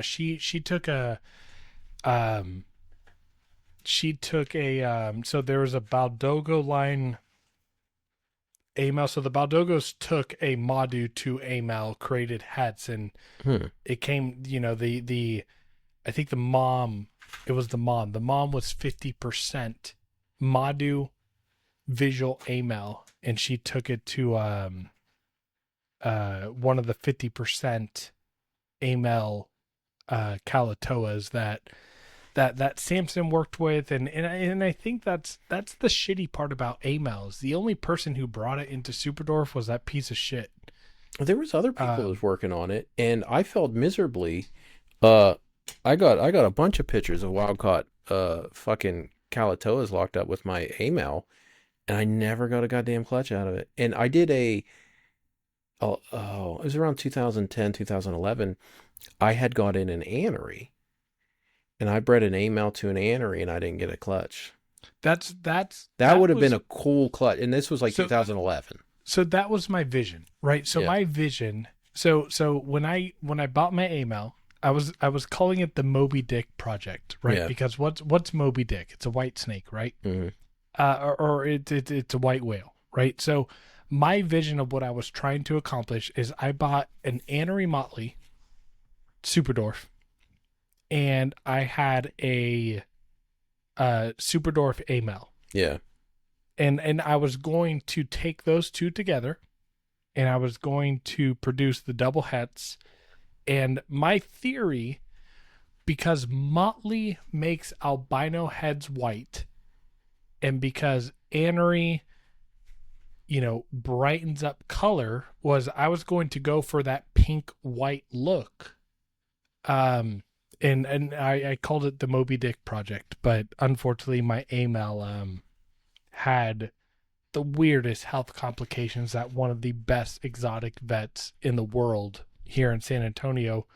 Um, I unfortunately I did not send him the animal to do a necropsy on, but just developed weird symptomology that was very atypical from any viral infection, any bacterial infection. It was really, I sent you pictures of him. It Yeah. was really weird. It's just, one of those random things. But no, I quit working with AML because of Samson. And I Yeah. really didn't want to, but he was starting to breed so many AMLs, and I'm like, because I only tried to do really an AML clutch like every other season because they weren't easy to sell. It's really hard to sell an AML when everybody's cranking out purples, orange glows, all that shit, and it, You want to it know why? and you have to it's like breeding amels was like breeding localities. You have to find people that want them. You do, but like people don't have the patience. So an AML only gets better as it ages.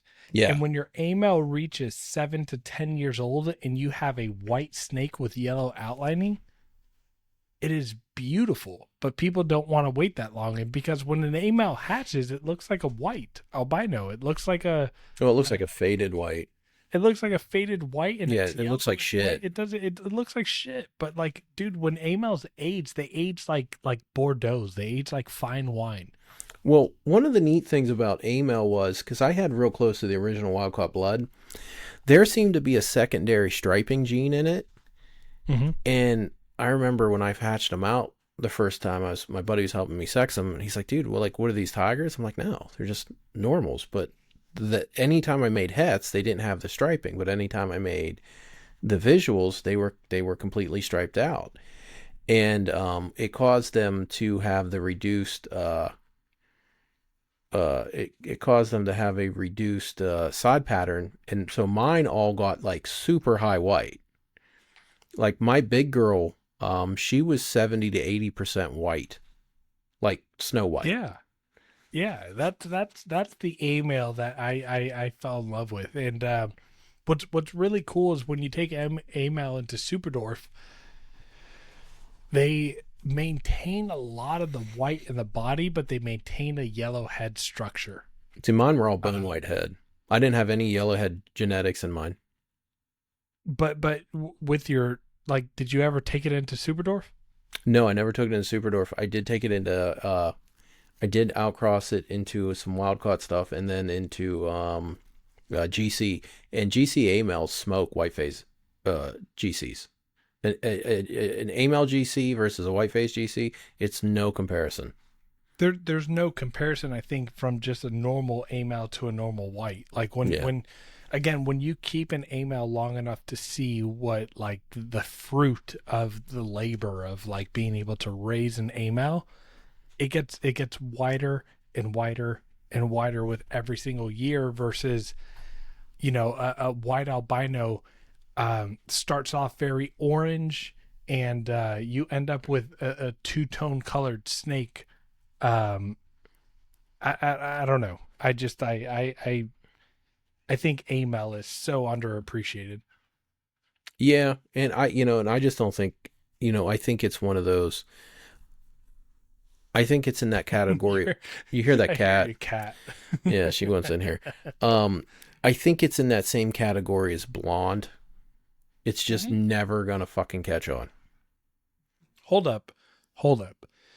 If there's anything that I'm excited that Jake Klotz is doing, is blonde anthrax. Yeah, oh yeah, they're neat as shit. But I just, They're amazing. the problem is, well, blonde and fucking Ama are compatible, but you know, Yeah, that Rhapsody bullshit though. yeah, and make a lavender. Make a lavender, but not only that, but like everybody that I've talked to that's owned a Rhapsody say they all end up developing respiratory issues. Is that my cat? That's your cat digging at your door. That's Holy amazing. shit, that's coming through this mic. So, like, Very hold on. cool. I'm gonna have to go yell at her. Hold on, give me one See, second. that's why you guys like to get your fancy condenser mics, but it picks up everything I in the know. background. I should have got a fucking a Dude, dynamic. I have a $70 Samsung Q2U microphone that literally doesn't pick up anything in the background. Okay, she quit.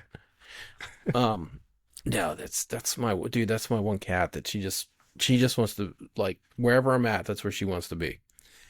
No, Um, my cats are the same way. I'm surprised I haven't heard a meow on the outside. but yeah, I just, I like blonde. I like AML. I just don't ever think, because they're always their own project. You can't time into other shit. You can't. You can't. You know what I mean? I mean, you can make tigers, Yeah, right? but You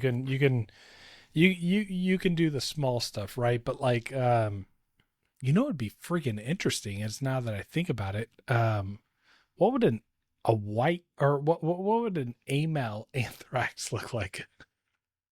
it might look neat. That I think they could be cool, right? Probably Or be it could be a really, complete bust. yeah, it might be like a drab yellow, or it could be really high white. It Right. just depends on how, it really depends on how that side color.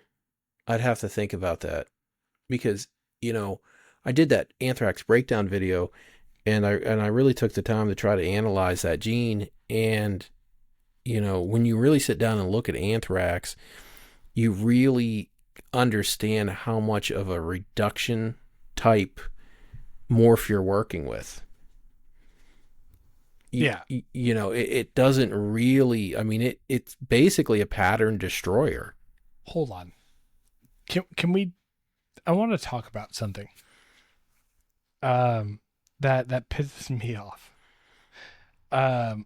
Okay, so you produced a clutch of 50% super dwarf, 100% anthrax, aka granite backs. Mm-hmm. Nicest granite backs we've seen in a long time. Hold on. You exactly. You send them over to me. And I start marketing the hell out of them. Nobody took the bait, right? And what's crazy is that RT Reptiles produced a clutch of Tiger, Mm-hmm. 50% Tiger or 50% Super Dwarf that were Tigers and 100% Anthrax. And he had to move them out for $400, $500, $600. I won't do it. 50% at 50% super dwarf, and I'm wondering what are people not seeing about super dwarf anthrax that caused this idea that it's not a project worth investing on. Only 2 people got. No, that's not true. 3 people got into that project. Josh Brackenberry. Why? Josh Brackenberry. Why? And then Sean. And then the most funny answer, Garrett, because he'd worked out a deal with Andrew, so Garrett has a fucking pair of them. He did. Yep, That's fucking. yep. Garrett has a pair of them. Only 3 pairs left, and Garrett, Sean, and Josh and Todd. That's it. The way that spins is that the animals came from Andrew, not from you. Oh yeah, I'm sure. Yeah, I'm sure that's whatever. Exactly. Whatever story you need to tell. Yeah. But I'm just sitting on them because the second we're not. Can you send me a pair back? Just send me a pair back. I know that you had a clutch of 40 something of them. Send me a pair back. But yeah, it was a lot. But it was 40 animals. Don't lie. Was it? I don't remember. Yeah, it was. You sent me like 28 of them, and you're like, right. yeah, I still got about like a dozen left. Yeah. Well, I'm just sitting on all of them. And I just bumped them back up to 2,500 a pair. Yeah, dude. I don't know why people are sleeping on that project, because what's crazy is that like the phenotypic expression of a het anthrax with super dwarf is enough to fuck with. Like it's enough to play with. And anthrax at the end of the day are beautiful animals, especially when you think of like the silver anthraxes that are produced, and then you take it into super dwarf. Yeah, they're gonna be so silver. And they're gonna be so silver. And the second a super dwarf anthrax gets produced, these are going from 2,500 a pair to 5,000. Yeah, without a doubt. Sorry, without a doubt. And they're going to be older. Exactly. Please send me a pair back. I'll pay you for a pair, but please send me. You want to know what's funny is my employee James. Yeah. I had a female, 50% super dwarf head anthrax produced by Sean McMillan, that I sent over to Sean. Yeah. Well, she was here for a little bit. She liked to try to bite me a lot. Dude. Yeah. No, she was a handful, but it just that he every literally almost every other time that he's over here and I'm in the garage with him, he talks about, he's like, I really regret not buying into that project. Yeah. Because the granite back visual expression with super dwarf influence is enough to just have a visually appealing, beautiful animal. But when you think about the potential of what anthrax is going to do with super dwarf, it blows my mind that no one jumped on that project. Yeah, well, you know why? Because they couldn't visualize the outcome, because the outcome hasn't occurred yet. Yeah, you know what I mean? I mean, yes and no. I mean, so I don't know how accurate this is, right? But Matthew Martin of Monster Crew or Monster Cages, there's been a lot not very, wherever you're going. Yeah, there's not terribly accurate.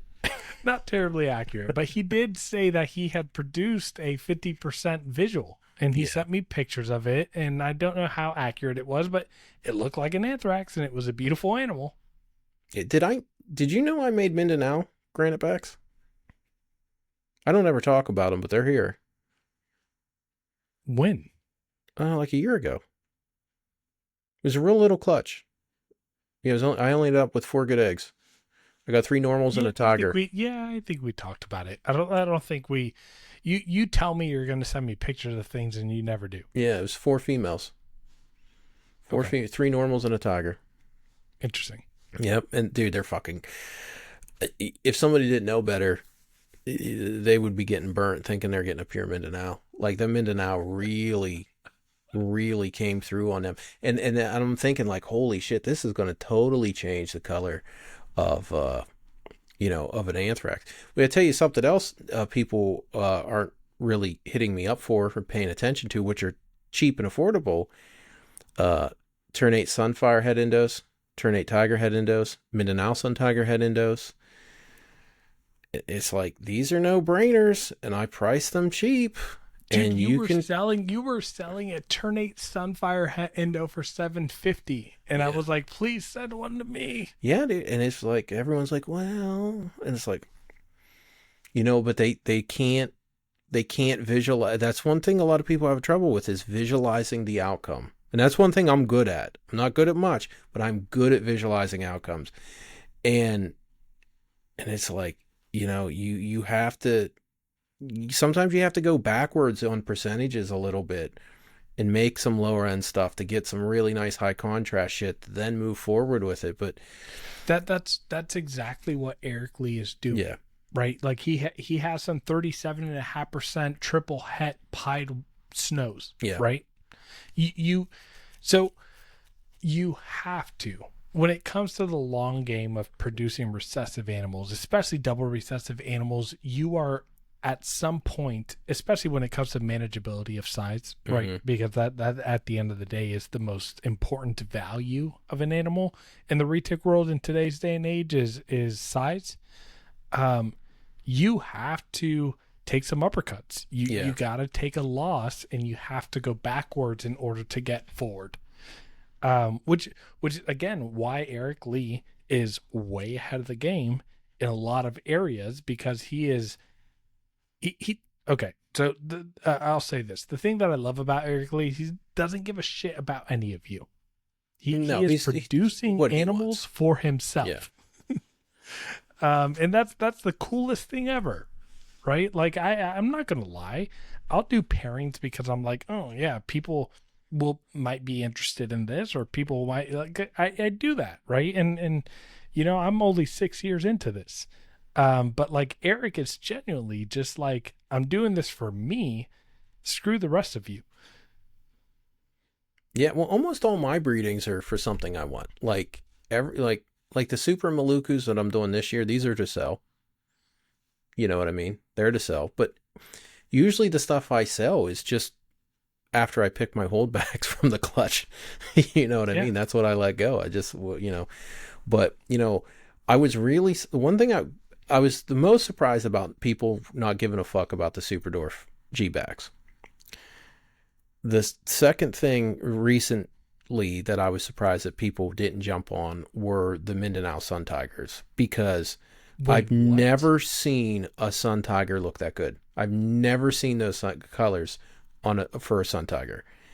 The Sun Tigers that you produce, or the Sunfires you produce with Selective, didn't look amazing, but I think I'm going to give you a run for your money in the next month and a half. Yeah, and those are gonna look nice, and people, and I'm excited for that clutch to hatch out too, because you're also gonna get that pattern influence that the OGS causes. So you're gonna have a very, very high contrast animal. And man, I just hope more people start to understand the need for these other localities, because they're not going to be people that only work with Super Dwarf. They're not going to be anywhere near as bottleneck as people that are only working with mainlands, but they are, like, the color and pattern is going to eventually be an issue if you bottleneck yourself with thin blacks and limited color. Yeah, and so I agree. I think the again, I think the era of like super dwarf heavily influenced stuff is gone. I Or think it's going. it's going. It's on its way out. Well, you know what killed that? Because so in my Patreon community with the Retic Lounge and that I have with Nathan, we have about close to 100 members. And the way that I like to look at our community is it's a pool of the major Retic Mm-hmm. community. We have people like Chris McVicker on there, Jake Klotz, who's representing mainland stuff. Like we have people that are in that community that are in different areas of the realm, right? So Mm-hmm. like when we ask questions and we do polls and we do things that engage the interaction of like thinking critically about pairings and breedings and things like that, um, I really feel like we have like a good snapshot of the community. And what I am seeing is we have people that are picking up Halmahera adult pairs and ternate pairs and Mindanao pairs and Mayray exotics, right? He Yeah. hit you up. He bought F2s off of me, and then he was like, "No, I want a shortcut." So he bought Yeah. F1s off of you. Yeah, he hit me up. He's like, hey, Um, he's like, I want F1s too. I'm like, okay, right, exactly. all right. And so I think that we're starting to see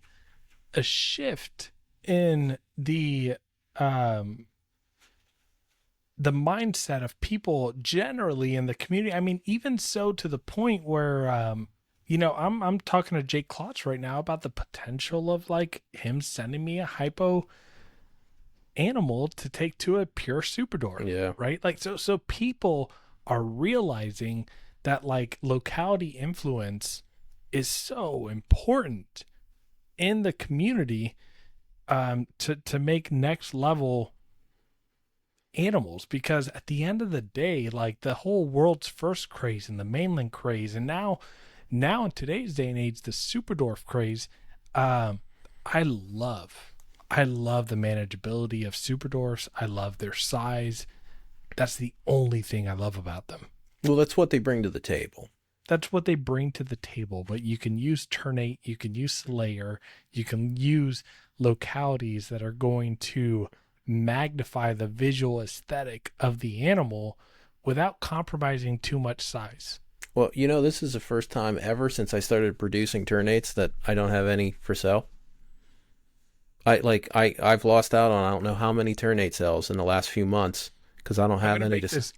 I'm gonna make this public. If you don't send me a male apocalypto line ternate on this pairing that you did, I'm gonna kill you. Well, I don't think, dude. This took me a long time to figure out how to do that.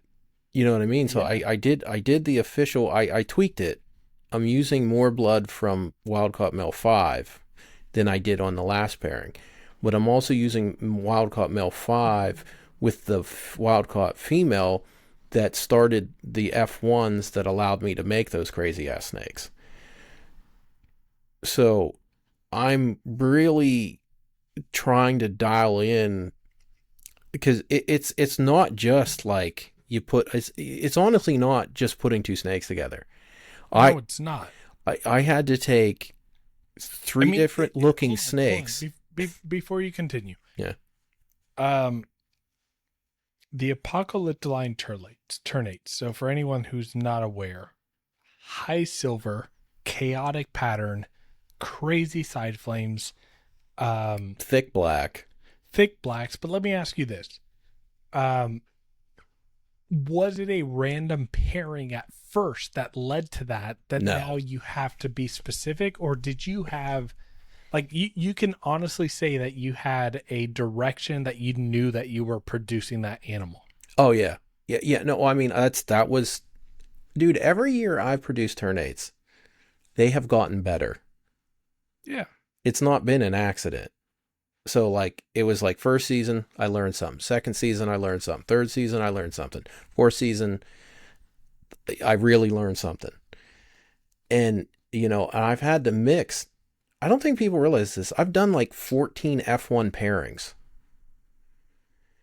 So I've got to see.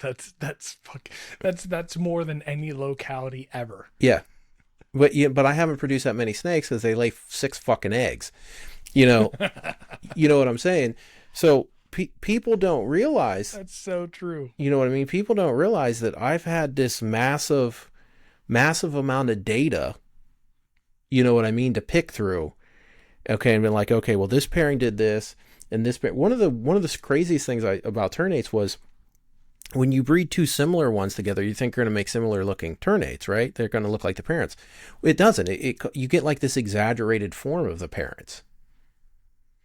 And then I realized, well, my best, and then I was like, okay, well, that was my first season. I paired everything as close as I could with similarities.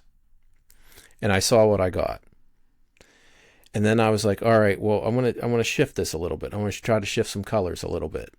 And so I tried to shift colors a little bit. And then I was like, all right, well, I'm going to try a couple pairings with snakes that look the least alike. And that was when I kind of realized, like, okay, retic pattern and structure, it's not like you get a back pattern, you get a side pattern. That's when I realized, I was like, it's almost like you have 2 hemispheres. You got your right and your left hemisphere. And if you can throw in traits that cause the right and left hemisphere for the back pattern not to line up, you get you get aberrant patterns. And that's what I did. And then I had to tweak it with the silver. So that's for those of you that are new in breeding and haven't experienced it yet, Rodney, I'm assuming a lot of those thoughts go on at like 2 a.m. in the morning Yeah. when you're laying down. Yeah, that's the same stuff that's gone through my mind. But I will say that, like, if you have the foresight for the Apocalypto line, that's even a level of selective breeding that I'm not even close to achieving, being only 6 years in. And that's the thing, because I don't care if what you're saying sounds like you're speaking out of your ass or not, but at the end of the day, the animals that you're taking together and you're producing look good. Yeah, I got the result to back it. Right, exactly. The results are there. You've probably produced the best marble animals. You've produced the best. And I'm going to fucking smash them this year. Dude, like the marbles that are lined up for this year, I'm going to fucking smash anything I've produced. We'll see. I don't know if a marble's getting much better than the last clutch you produced. Guaranteed it. 100% guarantee it. I'm excited for and that. I don't know if I can push it. I don't know if I can push it any farther than this, though. You know what I mean? I like you can not without striping it out. Here, hold on, real quick. Here's the thing. Apparently people like striped out ternates. I feel like you should, or striped out marbles. I feel like you should.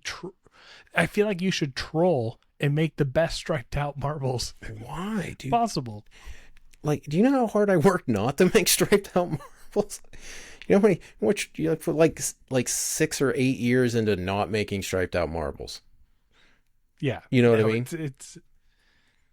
Let me tell you, you want to make a striped marble, just take it to a pure super dwarf. Dude, you want to make a striped marble, you can fucking just put no effort into what you're doing.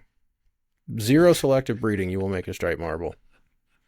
Yeah, in no time. Yeah, but like that marble your helper's getting, that's an impressive marble. Oh, I completely forgot about. I know, I forgot about it too today until I skipped feeding it. Yeah, no, that marble is phenomenal. And he's got a good vision. The plan with that is to take it to his ghost Anthrax. Well, and the neat thing about his vision was he wanted to keep the sides white. When he told me that, I was like, dude, you don't want that marble. You want this marble, because this marble has like no color under the rosettes. I was like, if you want a high white side plus heavy marbling, And that, dude, that's neat because like somebody who's just into retics, like like never has been like, I want to make a marble in the Anthrax and the Ghost, but I want to do this, and I was like, okay, well, I got the snake for you. Yeah, and I mean, fortunately, he's working with me, and I say that not to be pretentious, but I say that in the sense of like what most people would have done is been like, let me take the highest percent super dwarf marble that I can and take it into Ghost Anthrax. Yeah, It's like that's not the best route. no, no, but you do need a little bit of Super Dwarf blood to kill off some of the side banding, He'll and get it. you know what I mean. So yeah, I mean it's yeah, I mean he's on track to make some. I mean it's a long ass project, so more power to him.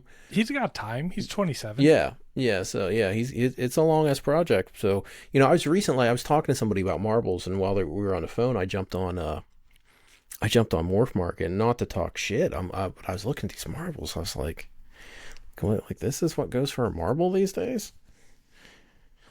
It's like holy Yeah. fuck, and dude, it was all stripe shit. Everything was fucking striped out, and I'm like, yeah, I was like, you don't have to do that. There are other options when it Yeah. comes to marble. Yeah, no, I mean you don't have to make the stripe stuff out. But And some people think I'm full of shit about this stuff though.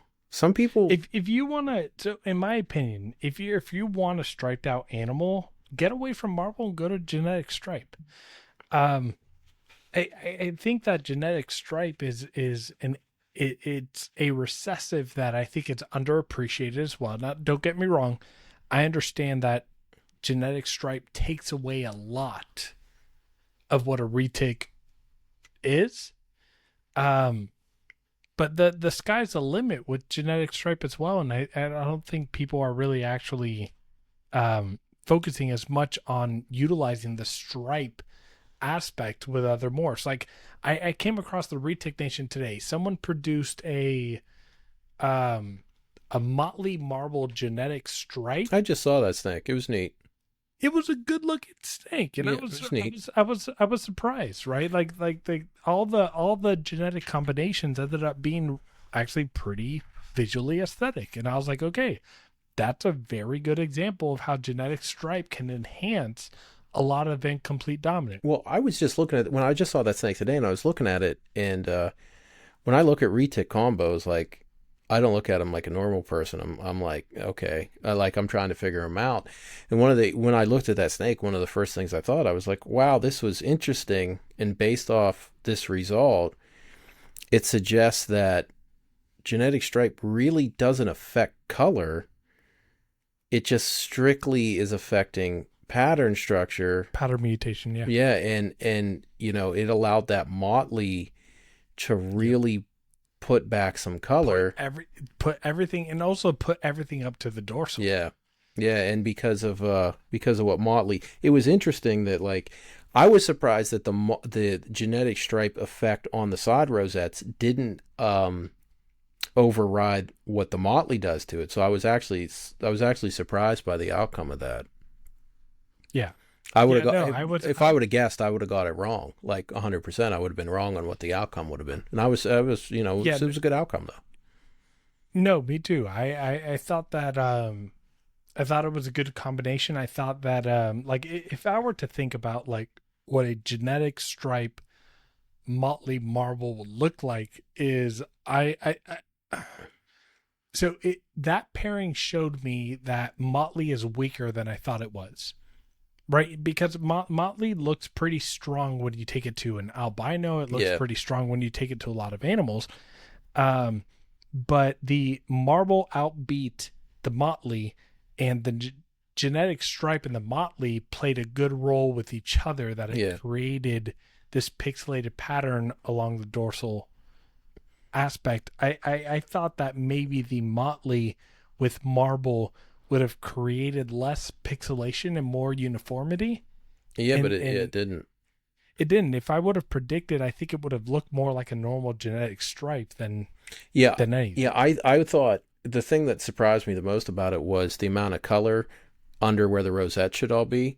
I really thought the genetic stripe would have won out on that. I thought we'd have seen very little color, mostly silver. So Yeah. so that was interesting. I don't even know who posted that. I just happened to catch it. And I Yeah, was looking at it. I was looking I at don't it. And it's like, remember. I don't even think they're in the U.S. yeah, but yeah, I was. But no, it was a good looking animal. Yeah. Hey, real quick, I'm optimistic about the future of Ocelot. Where are you sitting at on that topic? So, oh man, being an ocelot owner that I spent a shit ton of money on, I'm a little bitter. But See, I have not spent a dime on Ocelot, yeah, and I'm somehow, I'm just like somehow in it. yeah, somehow because we fucking work together. Yeah, I'm just in it. But I spent a lot of money on ocelot. So I'm a little bit bitter because I think that the people that are working with it Just are not doing it justice. But again, it's again, if I have just my ocelot male sitting in my garage and he ends up being a 14-foot beautiful ocelot animal, yeah, like I'm winning. He is so chill, so amazing. But yeah, with Halmahera in the mix, with Ternate in the mix, with Mindanao in the mix, with Solaire in the mix, with Kalatoa in the mix, with Kayuwadi in the mix, and everything that I have, I am going to produce a better looking ocelot than what's available. yeah. There's no way around it. And a lot of people. So I like to call the tiger ocelots. I like to call them stormtroopers Yeah, they're because they neat. end up really white and black. And working with the tigers that I've produced and that you have 2.2 of and everything, I'm excited to add Philippine and I think I Halmahera think and Halma's Ternate I think Halma's gonna be the ticket. yeah. Yeah. Yeah, no, me too. And Yeah. I think that we just started seeing I don't think the best of Ocelot has yet to come. No, well, I mean, it's still in that mainland stage of let's put it to Motley and Yeah, let's put no, it to GC and let's do an Aztec, right? Let's do an Aztec. I actually want to see what an Aztec. Ocelot. I want to see what an Aztec ocelot actually looks like because there is a chance that there is. I can't guarantee it obviously because I can't know the future that well. There is a chance that it will create a retic with the most black we've ever seen. Dude, have you seen those new black lace retics that are over Yeah, in Indonesia? I tried to get them in. I tried to Dude, get they're those. so freaking beautiful. But hold on. They used to Did call you them Bali I just blacktails. So what else? What else you got going on this season for breeding? I haven't even talked to you about what you're even breeding this year. No, I mean, just to kind of wrap up for this episode. So, I'm noticing a shift in my animals wanting to breed in the springtime because that's when my mini split kicks on the cooling Mm-hmm. aspect. So, ocelot to ternate, ocelot to Philippine. This upcoming season, I plan to do finally. I'm going to take a super high yellow silver labline Kalatoa and take it back to the original wild caught female and start to create that second generation of labline. Mm-hmm. My goal with that project is to create pure Kalatoas that look better. Well, yeah, your male's unusually bright. No, it's insane. And what's cool is that Jennifer from Mod Exotics, I sold her a female that's even brighter than that male. Really? And she's going to send her over to me to do a pairing. But yeah, my goal with the Kalatoas is to make Kalatoas that are more platinum than platinum super dwarfs.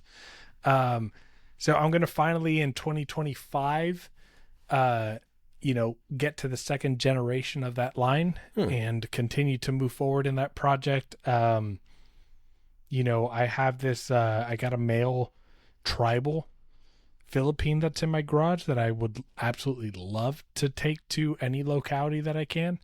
But yeah, I mean, for this year, Oh, hey, You know real the quick, we might see tribal super dwarfs this year. Yeah, no, I'm excited for that shit.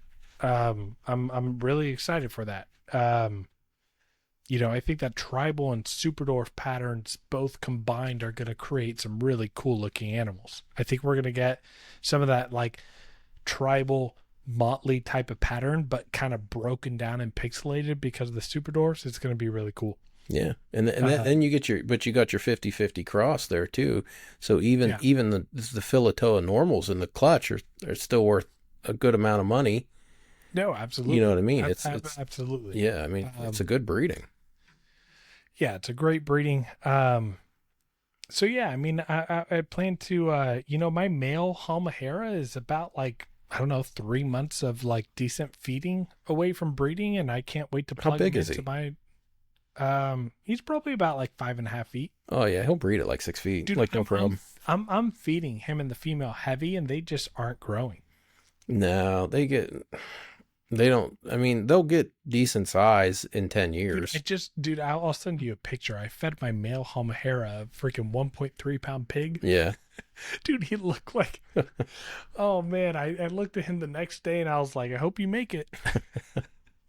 yeah. No, dude, it takes. Yeah, they grow a little faster than ternates, but not much. Not too bad. Yeah, No, not too bad. They're pretty similar, in my opinion, to Slayer. You're yeah. gonna end up with a heavy-bodied animal, but it's not gonna be extremely big or long. No. Um, but yeah, I also have a pure dude. This pure super dwarf that I have from Chris Gear. Oh, the Madoo that we can't call a Madoo. I have one of those. It's a Madu that we can't call Madu, Yeah. right? And last year I paired my Ocelot male with her. He wasn't wanting anything to do with her. She parthoed out. And this year she's doing the same thing. I have put 4 different males in with her and they're not taking any interest. And I'm looking at her right now and she looks gravid. Yeah. Wonder if she just retained sperm for a couple seasons. She's pissing me off, dude. Um, but last year I ended up with one lone, like she all slugs besides one egg, Mm-hmm. and that one egg hatched. She's still in my garage. That baby, and her name is Littlefoot. She doing good though? She's tiny. She's doing amazing. Oh, good. That's James's snake. I ended up gifting that snake to James. I said, "Here, have it." But she's still in my garage. But yeah, no. This year it looks like it's the same ordeal. She didn't want anything to do with any male. She is driving me crazy. I put James's Anthrax, ghost Anthrax in with her. The man, that'd have been a good fucking breeding. Holy shit. No, I mean that's probably what I'm gonna do with her next year. Yeah. But yeah, I put the Ocelot in with her. Nothing. But yeah, so this year I plan to do a pure ternate pairing. I'm doing a ternate Ocelot, a Philippine Ocelot, and I have my Selective and I have my 50% Slayer Tiger Sunfire, 100% double het OGS purple, and that's where I'm capping it at for this year. Not going too crazy, dude. It's so funny that like there's a group of us that are like long term in project with Ocelot, and then you got the other group that's like we're gene stacking, and we're like we're looking to the future. Yeah. We want some color and pattern. Have fun with your gene stacking. Yeah, no, I'll again. What I've learned in this community is you're not going to change people's minds. No. So I'm going to let people do what they're going to do, and I'm going to do. Well, that's not true. I have recently changed people's minds about me. That is not 100% accurate. No, you're. I mean, so here's what I've told you from the get-go, Rodney. Be an asshole all you want, but produce content that is valuable to the community. And you're finally stepping it up on the second aspect of that. Yeah. And to be honest, you're kind of toning it down on the first aspect. Well, who's left to fight with?